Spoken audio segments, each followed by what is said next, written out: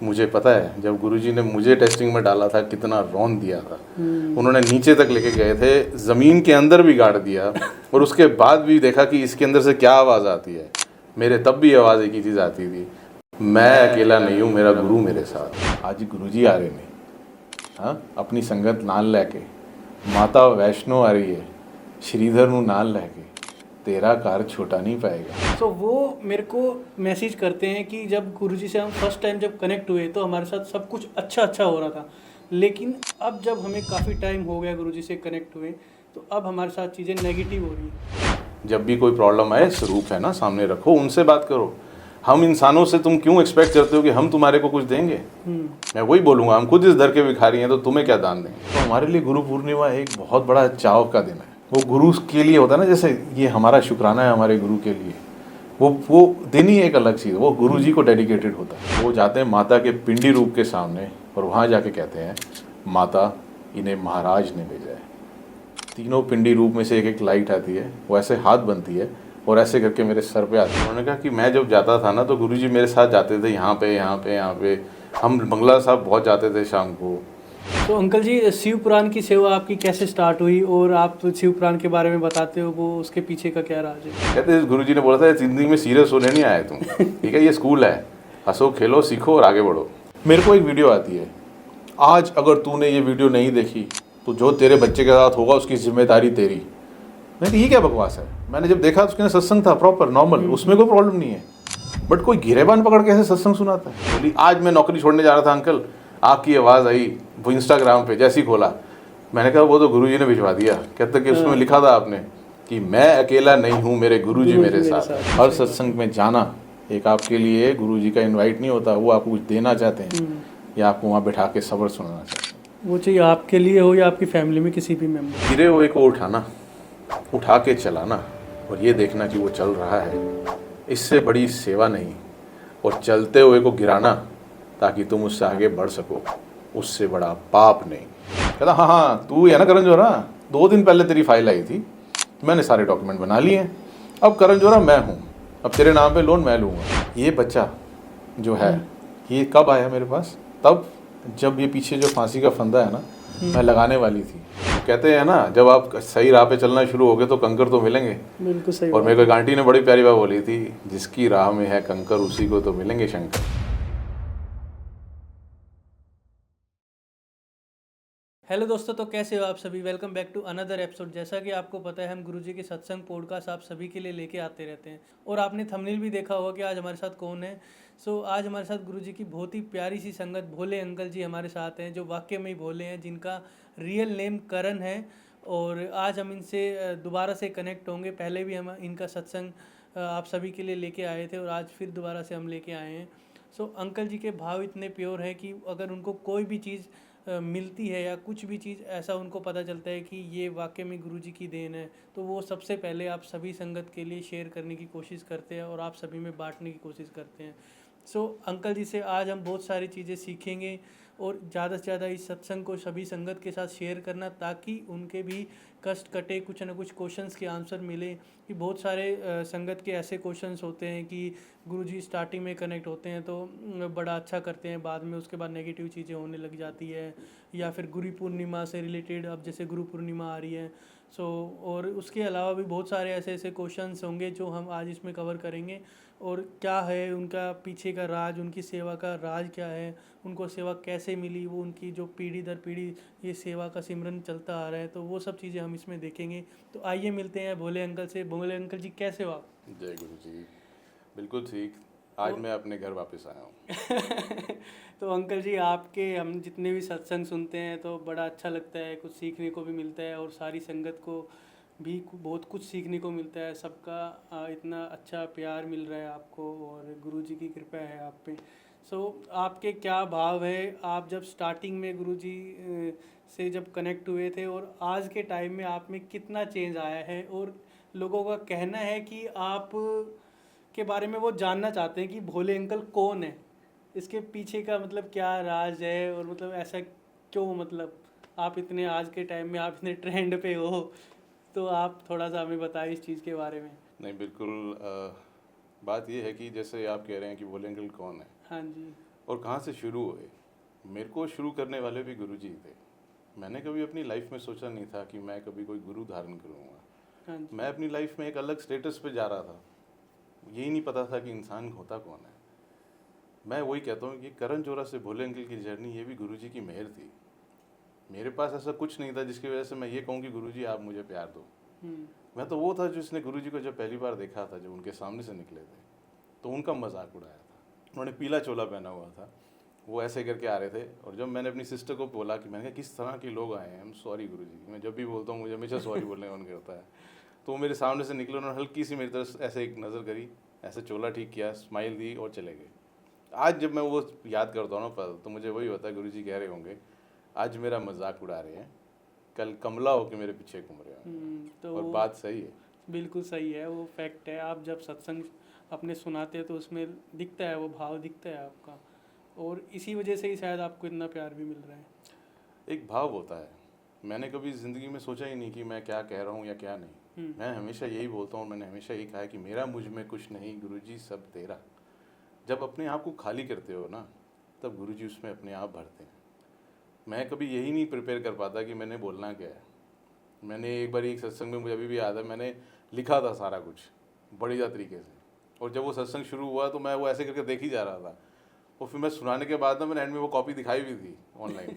मैंने कहा मैं ना आज अपनी हैंड राइटिंग नहीं पढ़ पा रहा हूँ, जो मैं पहले पढ़ के आया था। आपको समझ में आ रहा है? उसमें से कुछ नहीं समझ में आ रहा था। मतलब आपने ऐसे किया कि आपने पहले ही नोट डाउन कर लिया कि ये पॉइंट्स मेरे को सुनाने हैं। मैं एक बार ही किया था ये, उसके बाद गुरुजी ने ये बता दिया कि जब अपने भाव से सत्संग सुनाते हो ना, तब जब यहाँ से निकलता है तब इसकी ज़रूरत नहीं है। तो मैं बिल्कुल जब चलता हूँ ना, तो मेरे अंदर वो होता है कि गुरुजी ये वाणी अब आपकी है, मैं अब इसमें कुछ नहीं। बिल्कुल सही बात है। ऐसा ही कुछ मेरे साथ भी होता है कि जब मैं यहाँ पे सत्संग रिकॉर्ड करता हूँ तो सभी संगत मेरे से पूछती है कि कुछ प्रिपेयर करना है, कुछ क्वेश्चंस देने हैं। मैं कहता हूँ कि नहीं, कुछ नहीं देना है, ये सब गुरु की प्लानिंग है। आपको आना है यहाँ पे और आपको बोलना है, बस जो गुरुजी बुलवाएंगे वो आपको बोलना है, वो ही संगत तक जाएगा मैसेज। सही बात है, यही होता है। और आपके चैनल के लिए तो मैं स्पेशली बोलना चाहूँगा कि I am very happy to see you grow. मैं जब पहली बार आया था यहाँ पे 1 साल पहले, तब से अब तक आपने बहुत अच्छे और ईमानदारी से उस चीज़ को निभाया है जिसको आप डिवाइन सेवा शो कहते हो। वो एक्चुअली में आपकी बहुत प्यारी सेवा है। मैंने बड़े सारे पॉडकास्ट और सब लोगों ने कनेक्ट करने की कोशिश करी, बट वो दिल नहीं आता था। मुझे हमेशा ऐसे लगता था जैसे कि आप कर रहे हो ठीक है, लेकिन आपका पर्पस मुझे नहीं अभी पता। वो शायद गुरुजी जब बताएं तो बताएं। आपके साथ गुरुजी ने ही कनेक्ट किया था। बिल्कुल सही बात। और आज भी अगर मैं वापस आया हूँ तो ये भी उनकी रज़ा में है। बिल्कुल सही बात है। सो अच्छा लगता है जब जैसे आप जैसे प्योर संगत, प्योर सोल जब आती है और अपना सत्संग शेयर करती है, तो बड़ा अच्छा लगता है। और जो संगत कनेक्ट है वो भी सारी रियल संगत, और हम कह सकते हैं तो उनके पास मैसेज आता है तो वो उनको बहुत अच्छा लगता है। वो वाकई में मेरे पास कॉल भी करती है। लेकिन उस सिचुएशन में ना ऐसा भी होता है, कुछ ऐसे नेगेटिव लोग होते हैं। सो वो मेरे को मैसेज करते हैं कि जब गुरुजी से हम फर्स्ट टाइम जब कनेक्ट हुए तो हमारे साथ सब कुछ अच्छा हो रहा था, लेकिन अब जब हमें काफ़ी टाइम हो गया गुरुजी से कनेक्ट हुए तो अब हमारे साथ चीज़ें नेगेटिव हो रही है। सो अब हमारा फेथ गुरुजी के प्रति नहीं रहा। तो उस सिचुएशन में हम क्या कर सकते हैं? ऐसा है कि आपकी जर्नी शुरू होती है लेटेस्ट ट्राई से, चाहे वो कोई भी हो। फैक्ट। मैं ये मान ही नहीं सकता कि वो गुरुजी के यहाँ जब गया था तो ये सोच के गया था कि मेरे को गुरुजी से मिलना है। करेक्ट। सबके पास कोई ना कोई ऐसी चीज़ थी जिसकी वजह से वो गुरुजी की तरफ बढ़े थे। जब बढ़े, उन्होंने वो पाया, गुरुजी के साथ अपनी जर्नी करी, धीरे धीरे समझा कि कैसे जो है हमारी लाइफ में क्या क्या चीज़ें गुरुजी करते हैं। मैं यही कहता हूँ कि हमारे को ना अपने आप को वो बनाना है कि जब अच्छा होता है तो हमें जब फ़र्क पड़ता है जो नहीं पड़ना चाहिए, तो जब बुरा होता है ना तो उसमें सीख लो और उसमें भी फ़र्क नहीं पड़ना चाहिए। गुरु की रज़ा हम बड़े प्यार से बोल देते हैं, लेकिन क्या उस रज़ा में रहना ईजी है? मुझे पता है जब गुरुजी ने मुझे टेस्टिंग में डाला था कितना रौन दिया था। उन्होंने नीचे तक लेके गए थे, ज़मीन के अंदर भी गाड़ दिया, और उसके बाद भी देखा कि इसके अंदर से क्या आवाज़ आती है। मेरे तब भी आवाज़ एक ही चीज़ आती थी, मैं अकेला नहीं हूँ, मेरा गुरु मेरे साथ है। क्योंकि होता क्या है कि जब प्रॉब्लम आती है ना, सबसे पहले हमारे को यही लगता है गुरुजी हमारी प्रॉब्लम सॉल्व करो। क्या हमने कभी ये सोचा है कि वो प्रॉब्लम किसी दुख का सल्यूशन है, या वो क्या आगे चल के तुम्हारे को वो प्रॉब्लम सॉल्व होने से और बड़ी प्रॉब्लम आ सकती है? गुरुजी पे ट्रस्ट करो, उनकी टाइमिंग के साथ चलो। एक वक्त आएगा जब वो प्रॉब्लम एक सीख बनेगी, और वो सीख तुम्हारे को वो दे जाएगी जो शायद तुम्हारी किस्मत में भी नहीं लिखा था। मुझे गुरुजी ने क्या दे दिया, मैंने क्या सोचा था और क्या नहीं। मैं एक नॉर्मल सा एक ऑर्गेनाइजेशन में काम करने वाला आदमी, ये मेरा ट्रस्ट है। ये मैं यूजुअली तब सुनाता हूँ जब रिकॉर्ड नहीं होता, बट आज हैरी अंकल आपके लिए स्पेशल। बिल्कुल। तो I will hide something in it because I can't disclose the full thing in it. तो व्हाट हैपेंस इज कि मेरे को जब 2014 में मैं अपनी बहुत मैं में था और मुझे लग रहा था मुझसे ऊपर कोई है नहीं, तब गुरुजी ने बहुत कुछ दिखाया और नीचे लाते गए ये समझाने के लिए कि अपने आप को जब तक खाली नहीं करोगे अपने गुरु के लिए, वो भरेंगे क्या।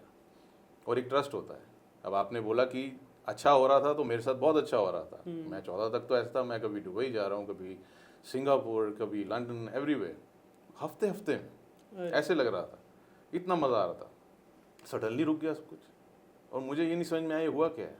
वो तो मैंने पहले बताया था कि मेरा एक गलत कर्म था कि मेरे घर के नीचे गाड़ी खड़ी करी, तो मैंने उसको सुना दिया था, वो भी गलत था। तो हमें अपने कर्म काटने। फिर उसके बाद जब मैं एक बार अपने ऑफिस में था, तो मैं जो भी काम कर रहा था यूजुअली वो कोई और अपने नाम पे चढ़ाता जा रहा था। ये हम सबके साथ होता है। बिल्कुल। उससे डील करना या तो यह है आप एग्रेसिव हो जाओ, या तो अपने गुरु पे छोड़ दो। मैं ये नहीं कहूँगा कि आप अपने आप को बिल्कुल वो कर लो कि नहीं मेरे में अंदर कोई कैपेसिटी नहीं है, मैं नहीं कर सकता। नॉर्मल होके रहो। मैं गुरुजी के बाद 2014 में रोते हुए ऑलमोस्ट गया था, उस भवन के बाहर बैठा था सीढ़ियों के बाद, मुझे अभी भी याद है कि मैंने ऐसी क्या गलती कर दी। उस टाइम मेरे को नहीं पता था मेरी गलती है, मैं थी ना, कि मेरे को ऐसे हो रहा है। मेरे को आप मुझे मेरा रास्ता बताओ कि जिसकी वजह से मुझे लगे कि मैंने आगे क्या करना है, या तो मैं आज ही ये नौकरी छोड़ के जा रहा हूँ। तो जब मैंने आँख बंद करी हुई थी, तो मैंने आँख खोली तो मेरे आगे एक जो आदमी बैठा था, उसने शर्ट पहनी हुई थी और उसके ऊपर बहुत बड़ा मेरी कंपनी का नाम लिखा हुआ था, जितना बड़ा हम छापते भी नहीं है। तो मैं तो वो सोच रहा था ये इतना बड़ा कैसे। तो मैंने गुरुजी की तरफ देखा और मैंने कहा गुरुजी आपने मुझे साइन दिया है, अब चाहे कुछ भी हो जाए मैं यहाँ से तब तक नहीं जाऊँगा जब तक आप मुझे ये इशारा नहीं करोगे कि मुझे जाना है। मैंने चलना शुरू किया वहाँ से। मेरे को मेरी ऑर्गेनाइजेशन में कभी किसी डिपार्टमेंट में डाला जा रहा था, कभी किसी डिपार्टमेंट, कभी किसी डिपार्टमेंट में। मैं ज़्यादा ग्रो नहीं कर रहा था, लेकिन मैंने अपने गुरु को क्वेश्चन नहीं किया कि आपने मेरे साथ ऐसा क्यों किया, क्या है। परेशानियाँ भी बढ़ रही थी और बढ़ती जा रही थी, लेकिन मेरा फेथ था कि मैंने कहा नहीं मेरे को आगे बढ़ना है। करते गए 8 साल मैंने वो ज़िंदगी बिताई, वो ट्रस्ट रखा अपने गुरुजी में। और जब 2021 आया तो मेरे एचआर ने मुझे बुलाया था और मुझे कहा कि एक let's have a cup of coffee. मैं कॉफ़ी पीता नहीं कहते चलो आ जाओ। तो वहाँ जाके जब हम लोग बैठे हुए थे तो उन्होंने फ़ाइल मेरे आगे करी, तो मैंने वो फाइल दे के खोला तो उसमें मुझे उन्होंने डायरेक्टोरियल पोस्ट दी थी और मैंने उसको वापस करके उनको वापस दिया। मैंने कहा आपने इसमें कुछ डायरेक्टर कुछ लिखा हुआ है, ये मुझे लगता है गलती से हो गया आपसे। तो उन्होंने हंसते हुए मुझे वापस करी वो फाइल, कहते हैं कि ये बिल्कुल ठीक लिखा है, because you were the only choice. तुम हर डिपार्टमेंट के साथ काम कर चुके हो, हर डिपार्टमेंट आपसे काम कर लेता है, आप उनसे काम करा लेते हो और अच्छे से हो जाता है। You have the knowledge now of so many years, so you were the only choice. तो जब मैं बाहर आया उस रूम से, तब मेरे को एहसास हुआ कि वो जो 8 साल गुरुजी आपने मुझे सिखाया, मुझे चलाया, मेरे अंदर वो काबिलियत डालनी शुरू करी, वो नीवापन भी दिया कि मेरे को अपने आप को कैसे आगे लेके जाना है। उसके बाद आपने मुझे वो दिया जिसकी मैंने उम्मीद भी नहीं करी थी और शायद वो मेरी किस्मत में भी नहीं था। क्योंकि जब वो हुआ तब मैंने कहा, मैं तो हमेशा कहता था मुझे ये डिपार्टमेंट का हेड कर दो, ये वाला डिपार्टमेंट दे दो, ये वाला डिपार्टमेंट दे दो। आपने तो मुझे उनके ऊपर बिठा दिया, सबसे ऊपर बैठा तो जब गुरुजी ने ये दिया ना, तो वो एक ज़िंदगी की बहुत बड़ी सीख बन के आई। अपने गुरु ते भरोसा रखना है, क्योंकि गुरुआं दा काम तुहाडा माड़ा करना नहीं है।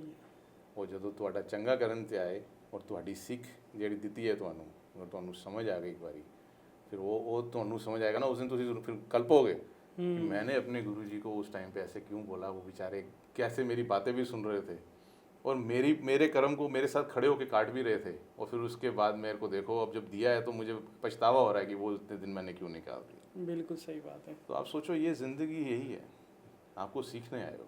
मैंने एक पुरानी संगत का एक सुना था तो बड़ा प्यारा था उनका, कहते गुरुजी ने बोला था ज़िंदगी में सीरियस होने नहीं आए तुम, ठीक है, ये स्कूल है, हंसो खेलो सीखो और आगे बढ़ो। बिल्कुल सही। तब से मैं बड़ा शांत रहता हूँ कि चलो ठीक है, हो गया ठीक है आगे बढ़ो, हो गया ठीक है आगे बढ़ो। गुरुजी बहुत प्यार देते हैं, बस एक ट्रस्ट चाहिए, वो ट्रस्ट चाहिए। ट्रस्ट आपका है गुरुजी के प्रति और आपका फेथ उस लेवल का है कि हाँ चाहे नेगेटिव हो चाहे पॉजिटिव हो, फिर भी गुरुजी आपके साथ हैं। तभी आपका कुछ हो सकता है, मेरे को तो ऐसा लगता है। अंकल जी, आपका एक सत्संग था जो बंगला साहिब गुरुद्वारे का, हाँ जी। जिसमें वो पॉकेट स्वरूप का कुछ था। हाँ, मैं किसी संगत के यहाँ गया था, तो उन्होंने अपना सत्संग सुनाया गुरुजी के टाइम का, तो बड़ा प्यारा था। उन्होंने कहा कि मैं जब जाता था ना तो गुरुजी मेरे साथ जाते थे, यहाँ पे यहाँ पे यहाँ पे। हम बंगला साहब बहुत जाते थे शाम को।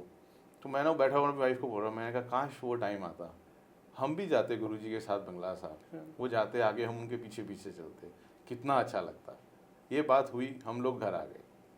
अगले दिन जब मैं घर से आ रहा था, ऑफिस से घर आ रहा था, तो पता नहीं क्यों मेरे सडनली एकदम से एप्पल म्यूजिक में रैंडमली एक शब्द आता है, बाबा नानक दुखियां दे नाल वे। जब उन्होंने ये आया सत्संग, एक अलग भाव आया। मैं घर आया ना, मैंने ना उसको यूट्यूब पे घर पे लगा दिया। मेरी वाइफ आई, कहती बंगला साहब चलें। अरे वाह। मैंने कहा ये आपको ख्याल आया है, ये मुझे भी आया है, तो फिर ये तो बुलावा है। और टाइम था रात के 9 बजे। मैंने कहा हम जाएंगे, वो संतोख देंगे गुरुद्वारे में, तो क्योंकि वहाँ हो जाता है। हमने गाड़ी चलाई, जाम ही जाम। हम करते जा रहे हैं, सब कुछ होते होते जब वहाँ पहुँचे तो उन्होंने कहा कड़ा प्रसाद खत्म हो गया, लेकिन वो प्रसाद है वो जो आपके पैकेट में होता है ना, जो आप दे सकते हैं। क्योंकि हमने काफ़ी सारा लिया, तो उन्होंने एक बोरी ऐसे करके दे दी। मैंने कहा ये कहाँ देना है? कहते देना नहीं है, उन्हें लेके जाना है, वापस वंडो। मैंने कहा वाह ना, ये तो सेवा हो गई, अब तो सेवा करने को मौका मिला है। हम अंदर जाने लगे, तो उस टाइम जैसे ही हमने माथा टेका, हम खड़े हुए, तो उन्होंने संतोखना शुरू किया। गुरुजी ने ऐसी टाइमिंग करी कि जब तक ये नहीं आ रहा है बाबा जी, ये हमने आपके इसका मत्था टिकाना है। हमने माथा टेका, उनके पीछे पीछे गए सरोवर में, सारा जैसे वो करके वापस आते हैं। मज़ा आ गया। जब वापस आए, सब कुछ हुआ, और मैं घर आया ना जब, तो मैंने अपने कुर्ते की जेब में ऐसे हाथ डाला ना, तो मैंने देखा ये क्या है। तो मैंने जब बाहर निकाला तो वो गुरुजी का पॉकेट स्वरूप था। तब वो जो पॉकेट स्वरूप मेरे हाथ में आया ना, तो मैंने अपनी आई को बोला, मैंने कहा आपको पता है स्वरूप साक्षात गुरुजी होते हैं। आज हम अपने गुरुजी के साथ बंगला साहब गुरुद्वारे गए, जो हमारी इच्छा थी उन्होंने कैसे पूरी करी आप देखो। और वो जो प्रसाद आया, हमने रास्ते में सबको बांटते बांटते बांटते घर तक आए। सेवा भी गुरुजी अपने आप कराते हैं। बिल्कुल सही। हमें नहीं पता था वो रैंडम लोग सड़क पे जो मिल रहे हैं, जो वहाँ खड़े हैं, जो आखिर में मिले, हमारी एक बिल्डिंग के नीचे मिले, ये कौन है? इनको हम लोग वो प्रसाद बांट रहे हैं बंगला साहब वाला, जो गुरुजी ने हमारे को एक तरीके से हुक्म करके ही भेजा है। मेरा नहीं, हमारी हर संगत का कोई भी कदम गुरु की रज़ा के बिना आगे नहीं जाता। जब ये मानना शुरू कर दोगे ना, तो चंगा माड़ा एक बराबर लगेगा। क्योंकि जब कोई तारीफ़ करता है तो बड़ा अच्छा लगता है ना, और कोई गुस्सा करता है तो बुरा। जब तारीफ़ भी अच्छी लगने नहीं लगे और बुरा लगना भी बंद हो जाए और रज़ा में रहना आ जाए, तब आदमी कहता है कि मेरे को जो हो रहा है वही सही है। मेरे लिए कुछ अच्छा नहीं, कुछ बुरा नहीं, जो है मेरे गुरु का। तो मेरा ये भाव होता है। आप कहते हो कि मेरे को लोग सुनते हैं, चलो ये उनका प्यार है, ये भी गुरुजी का ही है। बिल्कुल सही बात है। हमारी सिर्फ एक चीज़ है कि हम हो सके तो वो रास्ता बन पाएँ जिसके ऊपर से चल के संगत हमारे गुरुजी के पास जा सके। बिल्कुल सही बात है, कहीं ना कहीं वो गुरुजी से कनेक्ट हो सके। हमारा यही एम है। हाँ, जुड़ सके। क्योंकि अगर गुरुजी से जोड़ने के अलावा कोई और सेवा है तो मुझे आती नहीं, क्योंकि मुझे यही आता है। इससे बड़ी सेवा कुछ है ही नहीं। मैं जब मेरे को भी कुछ नहीं मिल रहा था तो मैंने क्या किया था, आपने ये पूरे में समझा। मैंने अपने गुरु से डायरेक्ट कनेक्शन बनाया। मैंने अपने गुरुजी से बात करी, उन्होंने मुझे इशारा दिया और मैंने उस इशारे पे पूरे टाइम चला। मैंने कभी किसी को नहीं बताया कि मेरे को गुरुजी ने क्या बताया। ये तो जब सब हो गया तो अब मैंने वो सत्संग शेयर करना शुरू किया कि ये क्या है। ये हमारे सब यंग बच्चों के लिए भी है जो पढ़ रहे हैं, चल रहे हैं। क्योंकि उस टाइम मैं भी यंग था, आपका पता नहीं मुझे। तो उस टाइम पे जब मैं यंग था तो मेरे साथ भी वही हो रहा था जो बहुतों के साथ होता है। ये सत्संग किसी ने सुना तो मुझे एक दिन बड़े मंदिर में उस लड़के ने एक ही चीज़ बोली, आज मैं नौकरी छोड़ने जा रहा था अंकल, आपकी आवाज़ आई वो इंस्टाग्राम पे, जैसे ही खोला। मैंने कहा वो तो गुरुजी ने भिजवा दिया। कहते कि उसमें लिखा था आपने कि मैं अकेला नहीं हूँ, मेरे गुरुजी मेरे साथ है। कहता मैंने जब ये पढ़ा ना तो मैंने सीधा बोला, मैंने कहा मैं क्यों डरूँ किसी से, मेरे तो गुरु मेरे साथ है, मैं अपने कर्म करूँगा, बाकी फल की इच्छा मैं नहीं रख रहा। कहते हैं मैं काम करता गया, आज मैं कहाँ पहुँच गया हूँ। इस पर एक सत्संग सुनाता हूँ आपको। हाँ जी। मेरे पास एक आए, मेरे ऑफिस में मैं बैठा हूँ, मेरे को ना गार्ड का फ़ोन आ रहा है, कोई आ रहे हैं आपसे मिलने के लिए, बहुत ज़िद कर रहे हैं। मैंने कहा क्यों? कहते नहीं वो कह रहे हैं हमें मिलना ही मिलना है। मैंने कहा एक बार उनको बोलो वहाँ रुके, रिसेप्शन में आता हूँ। मैं गया तो वहाँ पे एक यंग से थे, वो हमारे किसी एक ऑर्गेनाइजेशन की एक सब्सिडरी है, उसके अंदर काम करते हैं। तो when he came he said कि ना अंकल मुझे ना बहुत परेशानियाँ हैं। मैंने कहा मेरे से क्यों शेयर करने आए हो? मेरा पहला रिएक्शन ये होता है कि मैं थोड़ी ना तुम्हें कुछ दूंगा, मैं सच बोल रहा हूँ, हम खुद इस दर के भिखारी हैं, हम किसी को क्या दान देंगे। करेक्ट। मैं हमेशा पूछता हूँ, मैंने कहा कौन इस दर का भिखारी नहीं है, वो अपना हाथ ना खड़ा करे। मैं सबसे पहले खड़ा करके बोलता हूँ, मैं हूँ इस दर का भिखारी और सबसे बड़ा भिखारी हूँ। मैं रोज़ भीख मांगता हूँ कि मेरे को मेरा गुरु चाहिए। तो मैंने उसको जब बिठाया, मैंने कहा ये मान नहीं रहा था वो। मैंने कहा बैठो, क्या हो गया। कहता अंकल आपको पता नहीं है क्या प्रॉब्लम चल रही है मेरे साथ, मैं बताता हूँ आपको। मैं कहा बताओ पहले, और शांत हो गए। पता है मेरी मदर बीमार है, वो बेड पे हैं, मेरे को उनका पूरा ध्यान रखना पड़ता है पूरी रात। मेरा छोटा भाई है, वो कुछ नहीं करता, पूरे घर की जिम्मेदारी मेरे ऊपर है अंकल। मैं क्या करता हूँ आपको पता है, फिर अगले दिन जब सुबह निकलता हूँ, मैं कभी कभी ऑफिस से के लिए लेट हो जाता हूँ, और ऑफिस में इतनी पॉलिटिक्स है, लेकिन मेरी फिर भी जो है अचीवमेंट्स हैं, मैं सारे टारगेट्स अचीव कर पा रहा हूँ अंकल। मेरे को समझ नहीं आ रहा, I am becoming very weak uncle. तो जब उसने बात बोली, मैं चुप रहा बिल्कुल। मैंने कहा मुझे समझ नहीं आया आपने क्या बोला। कहता मतलब। मैंने कहा can you repeat the complete thing again by replacing just one small word. कहता विच वन। मैंने कहा रिप्लेस वीक विथ स्ट्रॉन्ग। मैंने कहा I just want to listen to that. कहता अच्छा अंकल, मेरी ना मदर की तबीयत बहुत ख़राब है, मैं पूरी रात उनकी सेवा करता हूँ। सुबह मैं उनको ठीक करके जब जाता हूँ तो मैं ऑफिस पहुँचने में लेट हो जाता हूँ। मेरा भाई भी कुछ नहीं करता, पूरे घर की जिम्मेदारी मेरे ऊपर है, फिर भी मैं अपने ऑफिस के टारगेट्स अचीव करता हूँ। मेरे ऑफिस में इतनी पॉलिटिक्स है, I am becoming very strong uncle.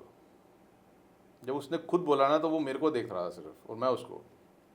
तो मुझे देखते देखते क्या था, आपने कुछ नहीं बोला लेकिन आपने सब बता दिया। मैंने कहा अपने गुरु से डायरेक्ट कनेक्शन बनाओ, जब भी कोई प्रॉब्लम आए स्वरूप है ना सामने रखो, उनसे बात करो। हम इंसानों से तुम क्यों एक्सपेक्ट करते हो कि हम तुम्हारे को कुछ देंगे। मैं वही बोलूँगा, हम खुद इस दर के भिखारी हैं, तो तुम्हें क्या दान देंगे। मैं कहा अगर इतनी ये तुम्हारे में है ना, तो इनसे बात करो, तुम्हें खुद पता नहीं चलेगा कि तुम्हारे को कहाँ से कहाँ ले जाएंगे। और मैंने उसको बोल दिया, मैं कहा अब तेरा फ़ोन नहीं उठाऊंगा ना, तेरे को मिलूंगा, आना नहीं, मजाक में, ताकि उसका ट्रस्ट बने। अगर मैं उसको रोज़ मिलूंगा तो वो रोज़ अपना ट्रस्ट मेरे में डालेगा, गुरुजी में नहीं। बिल्कुल सही। और मैं ये सबके साथ करता हूँ। मेरे को जब भी कोई कनेक्ट करता है, मैं कहता हूँ आप इनसे कनेक्ट करें प्लीज़, मुझे उसके बाद दोबारा नहीं करेंगे। सत्संग है तो शेयर करें, नहीं तो और कुछ नहीं। प्रॉब्लम के लिए कोई भी नहीं बैठा। तो उसने मुझे अभी रिसेंटली कुछ टाइम पहले फ़ोन किया, नहीं उसने मुझे मैसेज किया, कहता मुझे ना गुरुजी से मोहब्बत हो गई है। तो मैंने उसको जवाब लिखा, ना कंजर तेरे को अब जाके मोहब्बत हुई है, इतने सालों से तेरे को इतना प्यार दे रहे हैं वो। कहता नहीं अंकल मोहब्बत तो है, लेकिन मैं कॉल करूँ। मैंने कहा करो। मैंने कहा हाँ जी। कहता मेरे को ना इनसे इश्क हो गया है। मैंने कहा क्यों। कहता आपको पता है मेरे जब टारगेट्स अचीव करता जा रहा था, तो धीरे धीरे कुछ ऐसा हुआ कि जो मेरे साथ पॉलिटिक्स कर रहे थे आज वो नहीं है, और मैं उस ऑर्गेनाइजेशन पे उस जगह पे हूँ, और मैं आज अचीव भी कर रहा हूँ और अच्छा अचीव कर रहा हूँ। मैंने कहा क्यों अचीव किया तुमने ये सब कुछ, क्योंकि तुमने अपने गुरु में भरोसा डाला, बिल्कुल सही, मेरे में नहीं। ये हमारी एक ही प्रॉब्लम है, हम इंसानों में गुरुजी ढूंढने क्यों लग गए हैं। हम सब अपनी सेवा कर रहे हैं, हमारी सिर्फ और सिर्फ सेवा है। हमारे पास कोई ऐसी चीज़ नहीं है जो हम आपको दे के ये कहें कि जी आप कहो। लोग कहेंगे इसके बाद कि तुम्हारे पास नहीं होगी, हमारे पास है, मे भी हो। मैं किसी को चैलेंज नहीं करता, मैं किसी के अगेंस्ट नहीं। मैं इस थॉट के साथ चलता हूँ बस, कि अगर मुझे कुछ चाहिए तो मैं अपने गुरुजी की तरफ फेस करूँगा और उनको बताऊँगा, क्योंकि मेरे गुरु ने हमेशा मेरा साथ दिया है। मैं कल्ला कभी था ही नहीं, मैं तो चला ही उनके साथ था। क्योंकि मेरे को किसी ने कभी चैलेंज करके बोला था कि तुम आ तो गए हो इंस्टाग्राम में अकेले, कब तक सर्वाइव करोगे। तो मैंने बड़े प्यार से एक चीज़ बोली थी, मैंने कहा मुझे कुछ पता ही नहीं है इंस्टाग्राम के बारे में, बट मुझे ये पता है कि मैं अकेला नहीं आया, मेरे गुरु मेरे साथ हैं।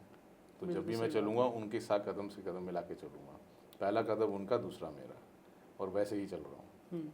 मुझे सच में कुछ नहीं आता। सो अंकल जी, शिव पुराण की सेवा आपकी कैसे स्टार्ट हुई, और आप शिव पुराण के बारे में बताते हो, वो उसके पीछे का क्या राज है। राज ये है कि मुझे तो शिव पुराण का बिल्कुल आइडिया नहीं था। ठीक है। और ये स्टार्ट करने वाला सत्संग भी एक बहुत बड़ा सत्संग बन गया। मैंने आके यहाँ पे उसकी ग्लिम्स बताई थी, लेकिन वो मुझे नहीं पता था कि वो गुरुजी की क्या आ गया थी। मैंने एक बार जब मंदिर में था तो मेरे को शिवलिंग के पास खड़े होकर मैं सिर्फ यही गुरुजी से पूछ रहा था, गुरुजी इतनी फाइनेंशियल प्रॉब्लम्स, इतनी तो दो कि कम से कम मैं सांस ले सकूं। मेरी सांस बंद कर दी है, अब मैं कहाँ जाऊँ, मुझे कुछ समझ नहीं आ रहा। ये आपका लाड होता है अपने गुरुजी के साथ। मैं जब वॉशरूम की तरफ जा रहा था तो एक आंटी खड़ी हुई थी, मुझे देख रही थी ऐसे। उन्होंने बोला, कहते अंकल तेनू दसा गुरुजी तेरे पैसे नू क्यों साड़ रहे ने abruptly, the first word was this. मैं कहा हाँ जी आंटी।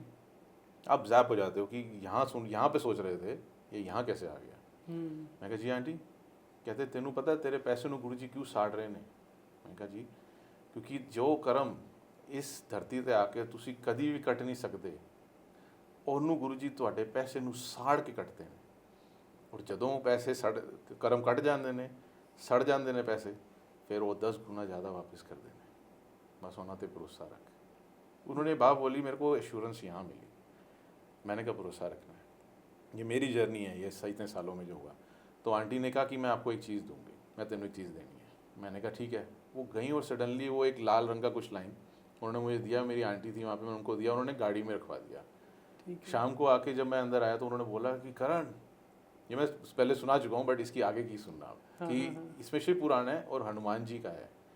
तो मुझे वो याद आया कि इन्होंने कुछ बोला था कि मैं एक वो जो दे रही हूँ उसके अंदर आपको ना एक बुकमार्क है, आपको वो पढ़ना है क्योंकि दिवाली का टाइम है, ये पढ़ना। और जो इसके साथ वाली है उसके अंदर हमने सेंटर में है, वहाँ उसको पढ़ लेना। तो सेंटर में बोला, क्या बोला वो मुझे नहीं पता, बट शिव पुराण मैंने सुन लिया क्योंकि मैं खुद डरा हुआ था क्या बोल रही हैं। तो मैंने वो घर आया तो मैंने जब खोली वो शिव पुराण, तो वो अध्याय था कुबेर देवता की जर्नी, वो कुबेर देवता कैसे बने। और वो मुझे को पढ़ने को उन्होंने आज्ञा दी दिवाली से एक दिन पहले। जब मैंने वो पढ़ी और जो मुझे समझ में आया, मैं सडनली इंस्टाग्राम पे लाइव गया for the first time with Shiv Puran in my hand. और मैंने वहाँ पे ये सेवा ली कि मुझे वंड के शकना है। क्या होता है सत्संग शेयरिंग? आप गुरु की वढियाई करते हो, लेकिन जो आपको दिया आप उसे सबके साथ बांटते हो ना, इसको वंड के शकना है। इसलिए मेरे को नहीं पता चलता कि प्राइवेट ब्लेसिंग्स क्या है, बट मुझे ये पता है कि मेरे गुरु ने जो दिया मैं सबको देना चाहूँगा, सबको देना चाहिए, क्योंकि वो मेरे अंदर मेरे को संभाल के नहीं रखना। शायद इसीलिए गुरु जी बोले गए थे कि इसने कुछ नहीं रखना, इसने दे देना है, जो मांगता है दे दो। तो ये जब उन्होंने मुझे बताया तो मैंने वो पढ़ा और सुनाई। वहाँ से मेरे अंदर वो आई कि मेरे को शिव पुराण पढ़ना है। लेकिन उसके साथ जो थी एक थी वो आपकी हनुमान जी की थी, सुंदरकांड पाठ की, वो दिया हुआ था। अब सुंदरकांड का पाठ आप बीच में नहीं शुरू करते, वो कम से कम स्टार्टिंग से होता है। तो जब मैंने इसको बीच में खोला तो मुझे समझ ही ना आया। मैंने कहा ये ना इसका लेफ्ट समझ में आ रहा है ना राइट समझ में आ रहा है। तो मैं उसको बंद करके रख दिया और वो एक अनआंसर्ड क्वेश्चन बन के रह गया। और वो सत्संग पूरा कब हुआ? अभी कुछ टाइम पहले, ये आप समझ लीजिए जनवरी के आसपास, मैं उन आंटी को हमेशा ढूंढता था बट मुझे कभी नहीं मिली। मुझे मिली वो जनवरी के आसपास जब शिव जी की शिव मूर्ति जहाँ पे है उसके नीचे वहाँ बैठी हुई थी। तो जब उनको मैंने देखा मेरे को ऐसा लगा मेरा आज मौका है। मुझे वो क्वेश्चन पूछना है कि वो जो हनुमान जी की जो सुंदरकांड है वो बीच में क्यों मेरे को बोला, अगर है तो वो शुरू से करूँ। मेरा ये ऑनेस्ट क्वेश्चन था। तो मैं जब वहाँ पे गया ना तो ग्लास उठाना था, तो मैंने उनका ग्लास उठाया ना तो उन्होंने देख के स्माइल करी। तो मैंने उनको वो ना मतलब पैरों के भर बैठा और मैंने उनको बोला, मैंने कहा आंटी आपने जो मुझे बताया था ना कि वो शिव पुराण में जो पढ़ना है वो तो मुझे समझ में आ गया, लेकिन जो सुंदरकांड है ना वो बीच में है, वो मेरे को ना समझ में जब ऐसे बोल रहा हूँ आंटी कहती ये क्या बोल रहे हो आप। मैंने कहा नहीं मेरा मतलब ये है कि जो सुंदरकांड का पाठ है वो बीच में था और जब मैं बोल रहा हूँ ना उनकी तरफ तो वो आंटी की आंखों में नमी थी बहुत। तो मैंने ना उनको देखा तो मैंने कहा मेरे को समझ नहीं आई बात, इनको क्या हुआ है। मैं कहा आंटी, मैंने खड़ा होता गया क्योंकि वो उनको ना ऐसे जैसे रो पड़ेंगी। तो मैंने कहा आंटी ऐसे मत करो, मंदिर में मारेंगे मुझे सारे कि मैंने क्या बोल दिया। एक लेडी को वो रोने लग गई है। कहती है अंकल मैं आपको पहली बार देख रही हूँ, मैंने इससे पहले सिर्फ आपके सत्संग जरूर सुने थे, मैंने आज दोपहर को देखा तो मैंने कहा ये तो भोले अंकल हैं, और आज आप मुझे ये बता रहे हो, मैंने आपसे इससे पहले मिली नहीं। तो मैंने ऐसे करके शिवलिंग की तरफ देखा और फिर मैंने ऐसा समझ गया, मैं स्माइल करी, मैंने ऐसे किया, मैंने कहा ये सेवा गुरुजी ने अपने आप दी है। वो कहते थे ना पहले भी कि शिव पुराण वो कहते थे कि पढ़ो, तो वो सेवा दी, मैंने उसको एक सेवा की तरह ही लिया। मैंने वो शिव पुराण पढ़नी शुरू करी और मैंने बड़े सिंप्लीफाइड वे में जैसे मुझे समझ में आ रही है उसी तरह से मैंने उसको आगे पुट करना शुरू किया। और उस चीज़ में मेरे को काफ़ी कुछ सीखने को मिला, भाव के बारे में, असली सेवा क्या होती है। मेरे को वो सबसे फेवरेट लगा था जब उन्होंने, पार्वती जी ने जब पूछा था शिव जी से कि वो कौन सी सच्ची सेवा और सबसे बड़ी सेवा है जो एक इंसान की मानी जाती है, तो उन्होंने ये बोला था शिव जी ने, गिरे हुए को उठाना, उठा के चलाना और ये देखना कि वो चल रहा है, इससे बड़ी सेवा नहीं। और चलते हुए को गिराना ताकि तुम उससे आगे बढ़ सको, उससे बड़ा पाप नहीं। तो मैंने अपनी ज़िंदगी में उसको अपनी सेवा धारण करी कि जो भी मुझे दिखे मैं उसको उठाऊं, चलाऊं और अपने गुरु तक लेके आऊं। क्योंकि अगर वहाँ तक लेके किसी एक आदमी को भी जा पाता हूँ मेरे गुरु की सेवा के लिए, जो मेरे गुरु जी ही करते हैं, मेरे बस की तो वो भी नहीं है। सही बात है। तो मेरे लिए गुरु जी के लिए वो सेवा जो है थोड़ी संपूर्ण हो जाती है। इसलिए मेरा भाव हमेशा यही रहता है कि आगे बढ़ो, अपने गुरु के पास जाओ। अब देखो ना, आपको ये शिव पुराण की सेवा मिली और उसमें से आपने कितनी प्यारी बातें निकाली और इतने सिंपल वे में आपने सबको समझाई, और कितनी प्यारी लाइन है जो आपने अभी भी बताई है कि गिरे हुए को उठाना। तो इससे पता चलता है कि मतलब गुरुजी हमें क्या शिक्षा देना चाहते हैं। आप ये सोचो, आप कहते हो भोले अंकल कौन है? मेरे को जो नानक सर के दर्शन करवाए थे गुरुजी ने, जब मैं उत्तम नगर गया था, आपके यहाँ पे मैंने शेयर किया था, वो मुझे आज तक नहीं पता चला। मेरे को ये लगा था कि हम जाते हैं तो इसलिए गुरुजी दिखा रहे हैं। वो आंटी ने बोला कि 2 अक्टूबर आज बहुत बड़ा दिन है तो गुरुजी दर्शन करा रहे हैं। हाँ जी। लेकिन ऐसा नहीं था, कुछ और भी था उसके अंदर जो वो बताना चाह रहे थे, जो मुझे अब बताया मेरे फादर ने। उन्होंने मेरे को एक ही चीज़ बोली कि तुम ये सोचते हो कि लोग तुम्हारे बारे में ये सोचते होंगे कि ये तो रील बनाता है, सत्संग शेयर करता है, ये तो आ गया है, सोचते हैं ऐसे। हाँ, तो क्यों नहीं सोचेंगे? वो कहते हैं ना, जब आप सही राह पे चलना शुरू होगे तो कंकर तो मिलेंगे। बिल्कुल सही और मेरे को एक आंटी ने बड़ी प्यारी बात बोली थी, जिसकी राह में है कंकर उसी को तो मिलेंगे शंकर। अरे वाह। तो मैं वो राह के कंकरों का भी शुक्राना करता हूँ। I am not saying it in a negative way, please. कंकर मतलब ये नहीं कि गलत ही होता है, ये कंकर भी वही है जो घर बनाते हैं, यही सड़क भी बनाते हैं। करेक्ट। तो ये कंकर बुरे नहीं हैं, ये शायद वो सड़क बना रहे हैं हमारी हर संगत के लिए भी, कि कोई गलत ना हो सके। हमारे सब में मैं आ सकती है और आ भी जाती है। तो मेरे को गुरुजी का यही शुक्राना है। मैं आज वही सोच रहा था कि ठीक है, कुछ चीज़ें आती हैं जो ठीक नहीं लगती, बट क्या पता वो मुझे सिर्फ समझाने के लिए हैं कि रास्ता सिर्फ गुरु तक लेके जाना है और वही रखना है। और वो बहुत अच्छी बात है। आई एम हैप्पी कि मुझे वो सेवा मिली है। अंकल जी, इसमें जैसे शिव पुराण का आपने जिक्र किया, तो शिव पुराण तो सबको पढ़ने के लिए गुरुजी बताते नहीं थे, तो वो मतलब सबकी अलग अलग जर्नी होती है शिव पुराण को पढ़ने की। तो हमारे को जर्नी, मेरी तो शिव पुराण पढ़ने की नहीं थी, बट मुझे जिस तरह से उन्होंने दी, मेरे लिए वो सेवा बन गई। अब मैं जब भी कुछ पढ़ता हूँ, अध्याय के एंड में जो उसका निकलता है एडजस्ट, जिसको शायद आप बड़े सारे 100-200 पेजों में पढ़ोगे या फिर बहुत सारे टाइम निकाल के पढ़ोगे, तो मैं उसका एंड का भाव निकालता हूँ जो मुझे समझ में आता है। मुझे लगता है क्योंकि मैं शायद गलत भी हो सकता हूँ, लेकिन वो भाव तो गलत नहीं हो सकता, तो मैं उस भाव के पीछे जाता हूँ कि शिव जी हमारे को वो शिव पुराण और गुरु जी हमारे को शिव पुराण के थ्रू क्यों क्या रूट कर रहे हैं। शिव पुराण से ही रिलेटेड है एक केदारनाथ की कथा। हाँ, वो और बताओ। वो बहुत प्यारी कथा है।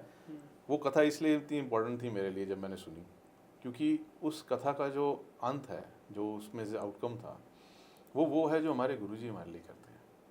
उसमें एक आदमी की थी स्टोरी, वो उसके पास इतने कष्ट थे कि किसी ने उसको बोला तुम केदारनाथ जाओ, तुम्हारे को वहाँ जाके वो मिलेगा जिसके लिए तुम आए हो। उसने कहा ठीक है। वो पूछता लोगों से करते करते, पुरानी बात है जब इतना नहीं होता था, बड़ी मुश्किल से महीनों के बाद वहाँ पहुँचता है। जिस दिन वो पहुँचता है, सामने पंडित वो जो है लॉक कर रहे थे। तो जब वो लॉक कर रहे होते हैं तो वो कहता है कि मैं तो बड़ी मुश्किलों से आया, अब मेरे को आप अंदर दर्शन करने दीजिए प्लीज़। वो कहते हैं नहीं, ये मंदिर 6 महीने खुलता है और 6 महीने बंद रहता है, तो अब ये हो गया टाइम कि अब हम जा रहे हैं और 6 महीने बाद ज़रूर आना, हम आपको दर्शन कराएंगे। उसने अपनी ज़िद ये करी, कहता कि मैं यहाँ बड़ी मुश्किल से आया हूँ, उनको नहीं बोला, अपने मन में, मैं नहीं जाऊँगा। और वो बैठ गया। रात को बैठा हुआ था तो एक साधु आए, वो उसके साथ बैठे, कहते कहाँ से आए हो, क्या है, कैसे किया, और सारी रात उससे बातें इतनी करते रहे कि उसे पता ही नहीं चला कि रात कब निकल गई। जब सुबह हुई, सुबह होके जब वो वहाँ पे देख रहा था साइड में कि क्या हो रहा है, एक हलचल मिली उसे। और सडनली उसने देखा कि वो जितने भी पंडित थे वो वापस आ रहे हैं। तो बड़ा खुश हुआ कि एक रात में वापस आ गए, तो मेरी प्रभु ने सुन ली।